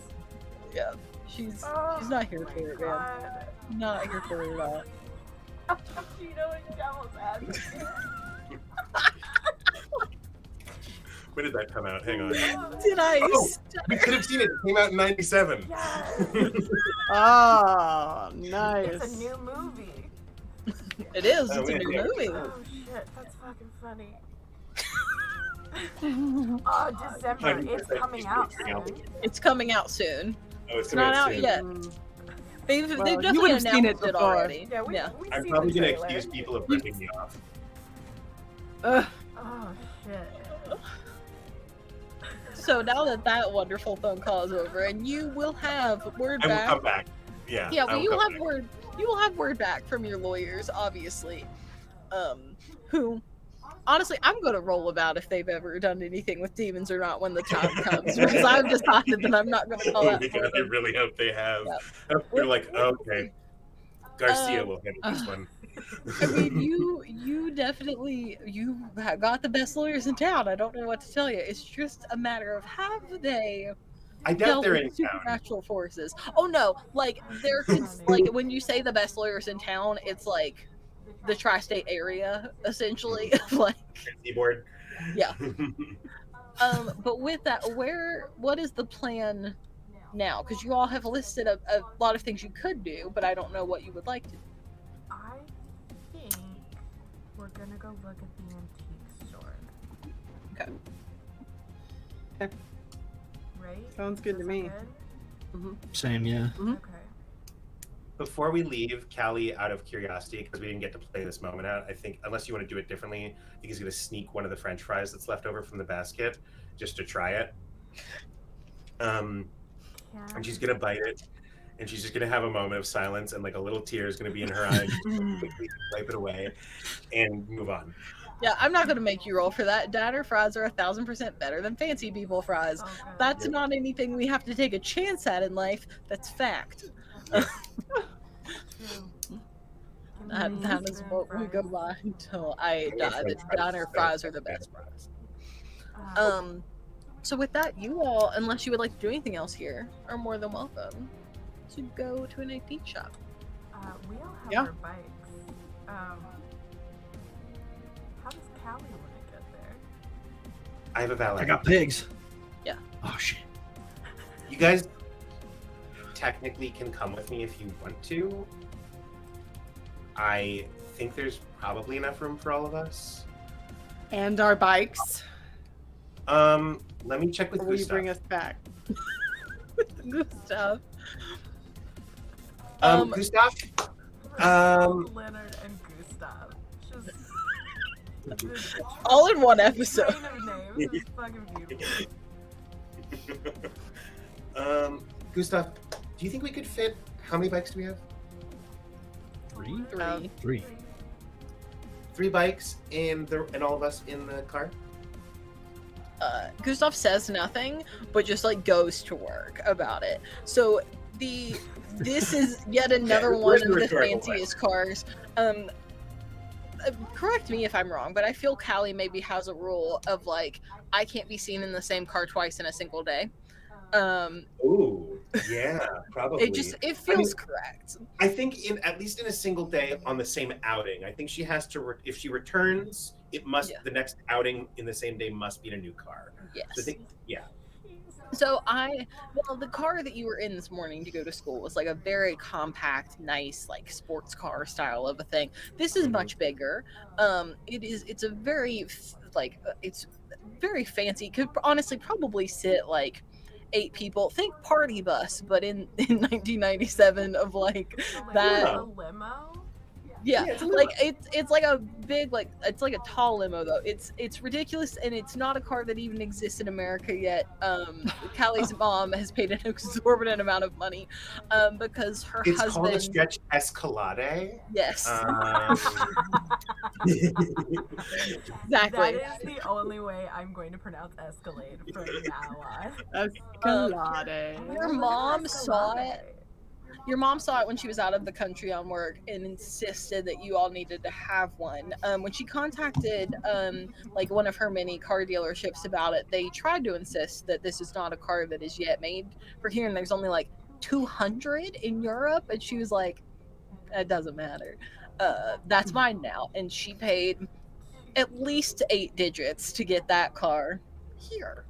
But now you own it, and it will, in fact, carry you and all of your friends, and it could probably carry 4 more bikes if it had to, but it'll just carry the 3 for now. All right. Yeah, I'll take it. There's Orgina's in the Ride a fridge. fancy car. Woo! Yeah, I mean, Skylar's going to take full advantage. As you should. North is going to be severely uncomfortable the whole time. You can recline your seat if you're uncomfortable. Oh, no, I'm good, thanks. That's sit amazing. in She's the- just in, like the doing this. smallest space possible, trying to take up as little space as she can. I think Same. that Callie is super into how into the car Skylar is actually, and is kind of having fun with Skylar being like, right, check this part out. Oh wait, look at this. This is great. This part opens up. Check that out. That's amazing! Oh my god. Oh yeah. Skylar's So- having a great time. Check this out, guys. The windows, I've never gotten to test it, but I'm told they're bulletproof. Why? Why would you need bulletproof windows? In case, you know. What I does your actually mom never really do? thought about why you would need them. I just thought it was cool. And now I'm kind of like, She work why do for the you need mob? Oh no, she doesn't work for the mob. That would be like way beneath her. No. Maybe she works for somebody important, like what if she like works for the government and like knows like, you know, government secrets. Oh no, she works for like something important, like a company. That would be super important. No. That's where all the secrets are. Like, Hey, company. You're into conspiracy theories, and you think working at the government would be more important than working at a big company? Yeah, I mean the government like has all the secrets. I mean, I'm sure I guess like big companies do too, but like they're not hiding the aliens that have clearly landed here multiple times. Wait, what? Yeah. There's so much evidence. I have so much I can show you. Have Shut you ever the watched fuck the up. X-Files? There's Yeah. actual evidence of aliens. Yeah, it's everywhere. Okay, There's like a whole museum to it in Roswell. I don't know what that means, but I'm actually interested. Tell me more. Okay, so Roswell, New Mexico, 1947, right? There's this huge crash. I mean, like, I can go on forever, all right? And Megan can actually tell you a lot of this, so I'll just I know. The minute you launched to that knowledge, I was like, this is just Megan now. Yeah, I know that she knows. Listen, I went to Roswell. What the fuck are we doing? I went to Roswell for one of my middle school birthdays, so. Wait, No. so Remember that story. are the aliens like still in Roswell? Probably. Well, I don't know. The government like came and got them from Roswell, and like that was the whole thing, right? Like they crashed, and like people found this like really weird. It's like this foil stuff, but it wasn't foil. Like it was this amazing metal, and then the government, like the Men in Black, probably came along and like took all this stuff, and I think they found an actual alien, but they were like doing tests on it. They probably killed it, poor thing, but I think they found it alive. Okay, At least well, that's what I here's mean. think. Watch documentaries. I think In you the- and I, when this is all done, I'm gonna talk to my mom. I'm gonna get her to make some calls. And we're going to Roswell, and we're gonna see the alien. Oh my god, that would be the most amazing thing ever. Yes, yes, I will totally do that. Oh my god, Callie, this is like That sounds fun to me, it's actually. like my dream. Yeah.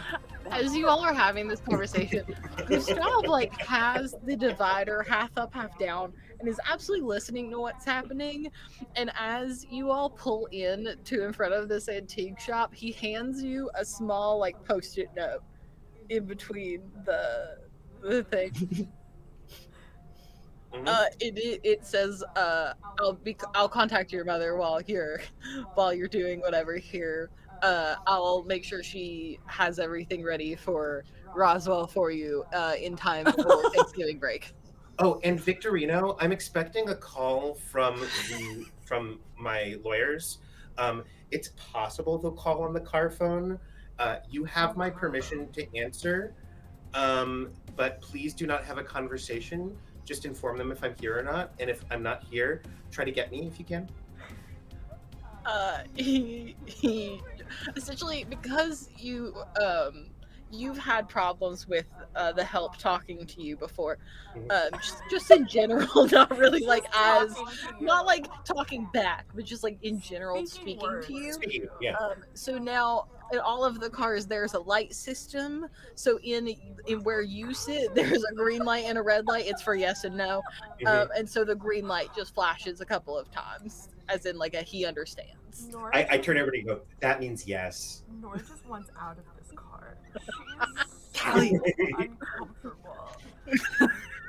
Callie, do you think your mom could get us into Area 51 too? I don't know what that is, but I'm pretty sure my mom can get us into anywhere. That's where they hide all the secrets. Yeah.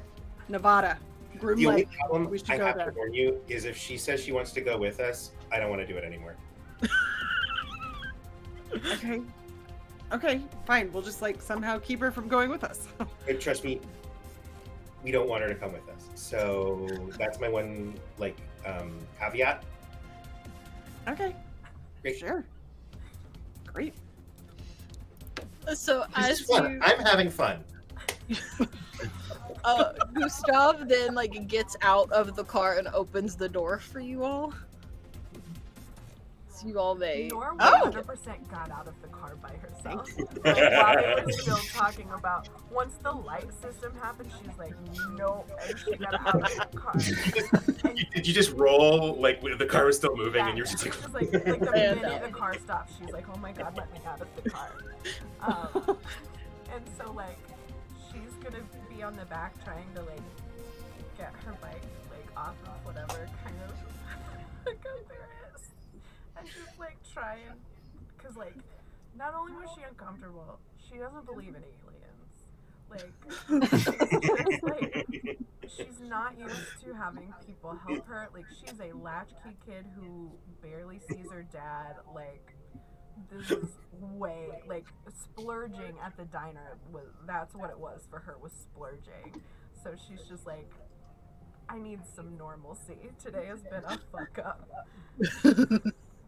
I mean, that's very fair. It's been a long, long day. And so as you all get out of the car, Gustav, Victorino, whatever his name is Who knows? now, starts to get everybody's bikes and offload them for you, and takes care to like actually hand you your bike and not just leave it somewhere. And then as soon as that is done, he wordlessly gets back in the car. At some point during Thank this, you. Callie, nobody knows when it happened, but at some point during this, there's some accessory like a scarf or a hat or something that Callie has swapped out at some point. Like it wasn't even clear how it happened. By the time they're out of the car, there's a new piece of clothing on her. It looks great. Yeah. I like to imagine that Callie has car chests where it's like random cubby holes that a new accessory is pulled out of, and she just stuffs the old one in there. And it is one of Victorino / Reginald / whoever's job to swap those out for new ones every day, lest you be seen with the same scarf multiple times in the same week. It just can't happen. So as Victorino gets back in the car, the windows are very obviously tinted. Like they're bulletproof, they're tinted. It's very much like if you looked at it from afar, a sketchy car or a rich person's car. There is no in between in whatever you're assuming. So he very like lightly turns some music on, not loud enough to be disturbing in any way, but basically enough to where if the phone would ring, it would stop his music, so he doesn't miss the call from your lawyers. And you all turn around to see a beautifully kept antique store that is painted in like a very like mossy green with like golden letters and the fanciest writing, and it says Salvage Garden Antique Store. And we're just gonna stop there for the night because we're running over a little bit, and we can just pause with you all at the antique store. So yeah, there we go. So the building only slightly looked in the camera's lens. So it didn't disappear. It just got read down. Oh, thank you, Mama Cat, for the clarification. His name is actually Reginald Gustav Victorino Smith III. So you're always right about his name. Right, because the last two generations were also valets for my family. Yes, right? absolutely. And they just keep getting named after all the names that you and your mother think is their name. So it's just like, we're just going to keep going. Each one names their child 5 of the names they've been called over their lives. So eventually something has to be right. Oh my god. Oh my god, this is so dark. 25 years from now, Callie is going to see the movie Parasite and think it's fantastic and not understand what it's about at all. No, not even close. So Plus, I've before had arson happens is a great choice. Yes. I mean, look, if we've got next week, the building could go up in flames. It could crumble before their eyes. It could be a beautiful beacon of restored. Who knows? Who knows what happens when they do whatever comes out of their brains next? But we'll be here to show you, not next week, but the week after. Next week is our dark week, to take a break and let people do other things and catch up on their life. You guys are going to catch up on life? We have something every night this week. We have to. And by What's catch it up, like? Catch up is a generous term. I'm gonna take naps and play video games. Yeah. I don't know if I've ever caught up on life. I haven't. I feel like I'm in a perpetual behind state at all times. Yeah. I haven't been calm since 1998. So. Oh man. Alright. That was a great section. That was so good. Oh, I'm glad y'all liked it. It was I was like, we gotta resolve a bunch of stuff before we can get people back together. So let's figure out how to do that first. Callie is still but I the had fun fucking with it. worst. Yeah, no, absolutely. Yep. The whole thing with Callie and Scarlett, because I will be very real for everybody watching, because I was very real with the cast right before we went on. I had no clue where Callie went when I made her disappear. So in those moments, I was like, I mean, I made Brian go to a hellscape when he was gone. So I guess it's only right if Michael had to be gone I last thought week. when I touched Debbie that I was gonna get pulled to the fucking hellscape, because that's why I was like, well, fuck me. Yeah. I'm just really It was a excited that possibility. Callie's making new friends. I know. Look at her The go. fact that she Yeah, had to look add at that. us in her in her friend ranking? Oh, I mean, listen, that's more complicated than a friend ranking, what she's Oh, doing I'm there. sure it is. What she's doing, and I'm sure she'll go into great detail about it, but she is realizing that this could be her ticket to actually being the most popular kid in school. Yeah. Oh my gosh. But she has to Like, play if her not card. for the reason of making everyone fear her. Yeah. But like, she won't let that part go. But I like, did see the Streamloots. I have been keeping up with them. Thank you for playing all of your Streamloots cards. We've got all those totals updated. Yes. You all will, everything that has been redeemed for me will probably be next episode. I've been stocking some stuff up so it can all happen at once. Because I am maybe a little mean sometimes. I think I'm nice, but Mel's got I've been 3 told otherwise. enemy cards. Yeah. I have 3 enemy cards to play. Everything else, though, that you all have played on my behalf has all been taken care of. And I know that right now y'all have some very nice amounts of adversity tokens. Those will come in handy very soon. Yeah. Thank you all so much for all the Streamloots love. Like, we really appreciate it. Obviously, like we said earlier, we just became affiliates for Streamloots. We've been using it for 2 weeks. But we love it, and we've used it on other shows that are not ours, but that we're players at. So we like doing it a lot. It's a fun time. So yeah, thanks for that. I'm sorry, I picked a bad time to make everybody want French fries because it's midnight here. So No French it's fries. only 9 p.m. here, so Damn, Look, you still get some French fries. yeah, you all can still get French fries. Me, Ryan, and Kylie cannot. No French fries. No French fries for us. What a shame. My whole brain just stopped working. That was great for me. I really was like, if somebody, because I saw what Michael put in chat, if you're a French fry company and you want to sponsor us, I will say the name of your French fries all day long. You just let me know. we will have multiple times where we eat 2 types of French fries, and those French fries are always better than the other French fries. Yeah. that we Always. know. It'll be like the thing they did in Pepsi Where's My Jet, but it will be rigged to where it's always your French fries. Every time. Um, So with that, because it is midnight and I'm sure some people at least want to go to bed. do we have any upcoming things other than we will be here Wednesday? Yes, we will be here Carpe Wednesday. Diem. Next week is our dark week, but we do have one more episode of Carpe Diem before that happens. And they have a heist to do. And we'll be So back again with Carpe Diem after that week. It's just yes, a so dark week for absolutely. both shows. No, this is just our dark week. So, for the sake of our own mental health, and also because we juggle a lot of things at once and sometimes just need some catch up time. So the new format for shows is going to be like a few weeks on and then a week off, and that lets our entire cast have a break. So next week will be our dark week, and then the week after that we'll be back with episode 4 of this show and episode 3 of Carpe Diem, because they had their session 0 as their first week. So if you have a friend that wants to catch up on stream, or if you really dig this show but haven't seen Carpe Diem yet and you'd like to hop in, we have the VODs everywhere. The VODs are always uploaded basically as soon as show is done to Twitch, and then we try to do YouTube within a couple of days after that when we can. I'm running behind. We got busy this weekend, but I will get them Yeah. all up by Friday. Yeah, it's okay. We're working on it. But yeah, you can always check out the VODs of what we do here. And then I'll let everybody do like their individual things. But I think that's about it show-wise for us as far as the channel goes. We're just doing the 2 at the moment, which is actually a very nice speed to be at. I like this speed. So we're going to start with Megan again. It is I. Yes, I am Megan Caves. You can find me at Megan Caves, MEGHANCAVES.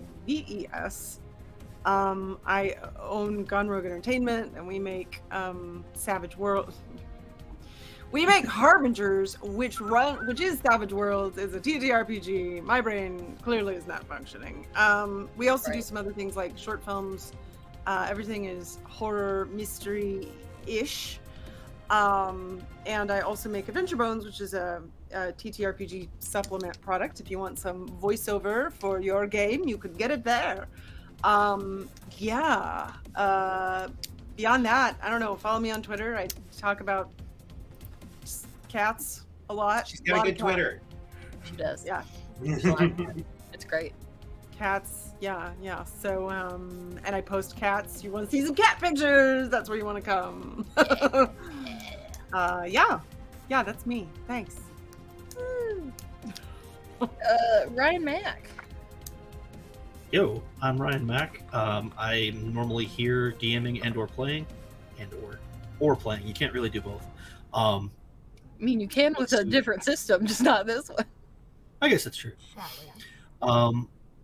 Yeah, like I said earlier, I'm stoked for the Root RPG to come in. I just generally want to get into some weird stuff now that this whole OGL thing has happened. I've played D&D forever and would love some more opportunities to mess with, Fishblade and whatever. Fishblade. Let's get it. I personally want to do the version where you all have a knife that controls the fish, not where you control a fish having a knife. I think it sounds a little more dangerous and a little more fun. I agree. I'm at our Mac Attack on Twitter. Mostly I argue politics and shitpost, but, We love to see it. I try not to do that, but it just keeps happening. It's a good time. That just sounds like you're Looking on Twitter. forward to more. Yeah. Yep, It's on that's Twitter. it. Oh, Michael. Hey, what up? It's me, Michael Saltzman. I talk a lot, and sometimes I do it online. And you can find me on Twitter at just add salts. So that's like just add salt, but then with a Z on the end. I thought it was a good handle when I came up with it. I think it's an excellent handle. Okay, great. Thank you. Appreciate that. You're welcome. I have my doubts. But regardless, I tell dumb stories about things my kids say, and I admit that I got something horribly wrong on my show that's about being pedantically accurate.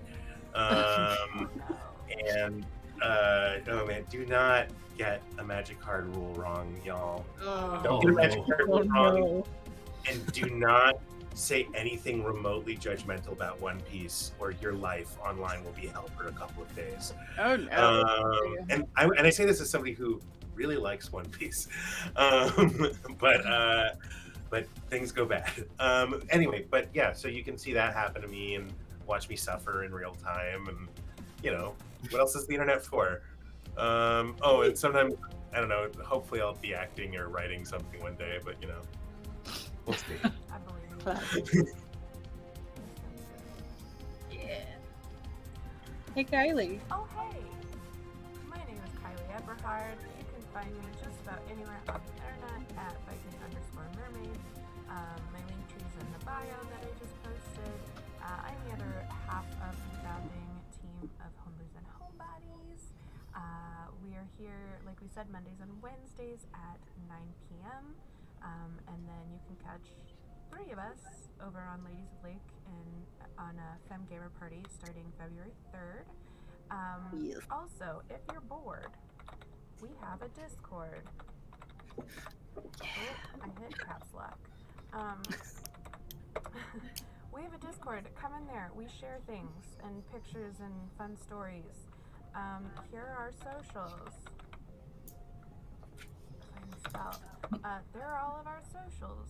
You can follow us on Twitter and Instagram. I'm trying to get better about getting the posts on Instagram. For some reason, Buffer doesn't want to post to our Instagram. It's kind of a pain in the butt. So I'm trying to get that to correspond with our Twitter posts. But yeah, that's us. That's what I do. I mainly just retweet things on Twitter because I hate Twitter. Yeah. So That's wise. I just read things and I retweet them. I guess that just leaves me. Hello, I'm Mallory Mize. I've been your game master tonight, and I'm your game master on Wednesdays too, for Carpe Diem, which is our Disney adventure cartoon style show that's played with the Vanishing Lands. On Tuesdays, this Tuesday, it's a varying schedule, but tomorrow you can find me doing my character's prelude for Dragonlance on Eric Frankhouse Presents. We are doing an entire show that is dedicated to third-party content for D&D. So yes, it does use the setting of Dragonlance for the new like the new book of it that just came out, but almost everything character wise, for the majority of it at least, is from third-party content. Beatles and Grimm and Cobalt Press, like we're using a bunch of stuff from a bunch of people to show off what third-party content really does for a game and why it's super important, especially in the wake of all that's going on. I'm also back as Henley in Ladies of Lake for Fem Gamer Party with Megan and Kylie. That starts next Friday. It's gonna be fun. Yeah, it's gonna be super great. I'm really excited, and Henley's got cool stuff coming down the pipe this season anyway, so it's just I'm excited for literally everything happening right now. But yeah, you'll see me tomorrow and Friday, or tomorrow and Wednesday, and then I'm taking a break for a week just to work on other TTRPG stuff. I'll still be at this desk. I just won't be in front of a live camera. And just to help promote Frank House, there should be a VOD of tonight's. Yes, there will be a VOD of tonight. Adam and Todd are in tonight's prelude. It's the entire cast is having preludes, but we're limited to 1 to 2 cast members per prelude, so you can take all your time with those characters. So that is how it is being divided up. I am on tomorrow. I will not say who's with me because the announcement doesn't come out until tomorrow morning, technically. But it should be a super fun time. I'm ready for it. This is one of my favorite characters I've ever made. And she's a badass, and we're gonna just go for it Game of Thrones style. Who knows? So with that, I think that is all of the channel things and all of the cast member things. Super huge thank you, as always, every single time, to my very talented friends that want to come play at a table with me. It's really freaking cool. And to all of you, love yourself, take care of each other, and have a very happy adventure. Good night. Good night. Good night.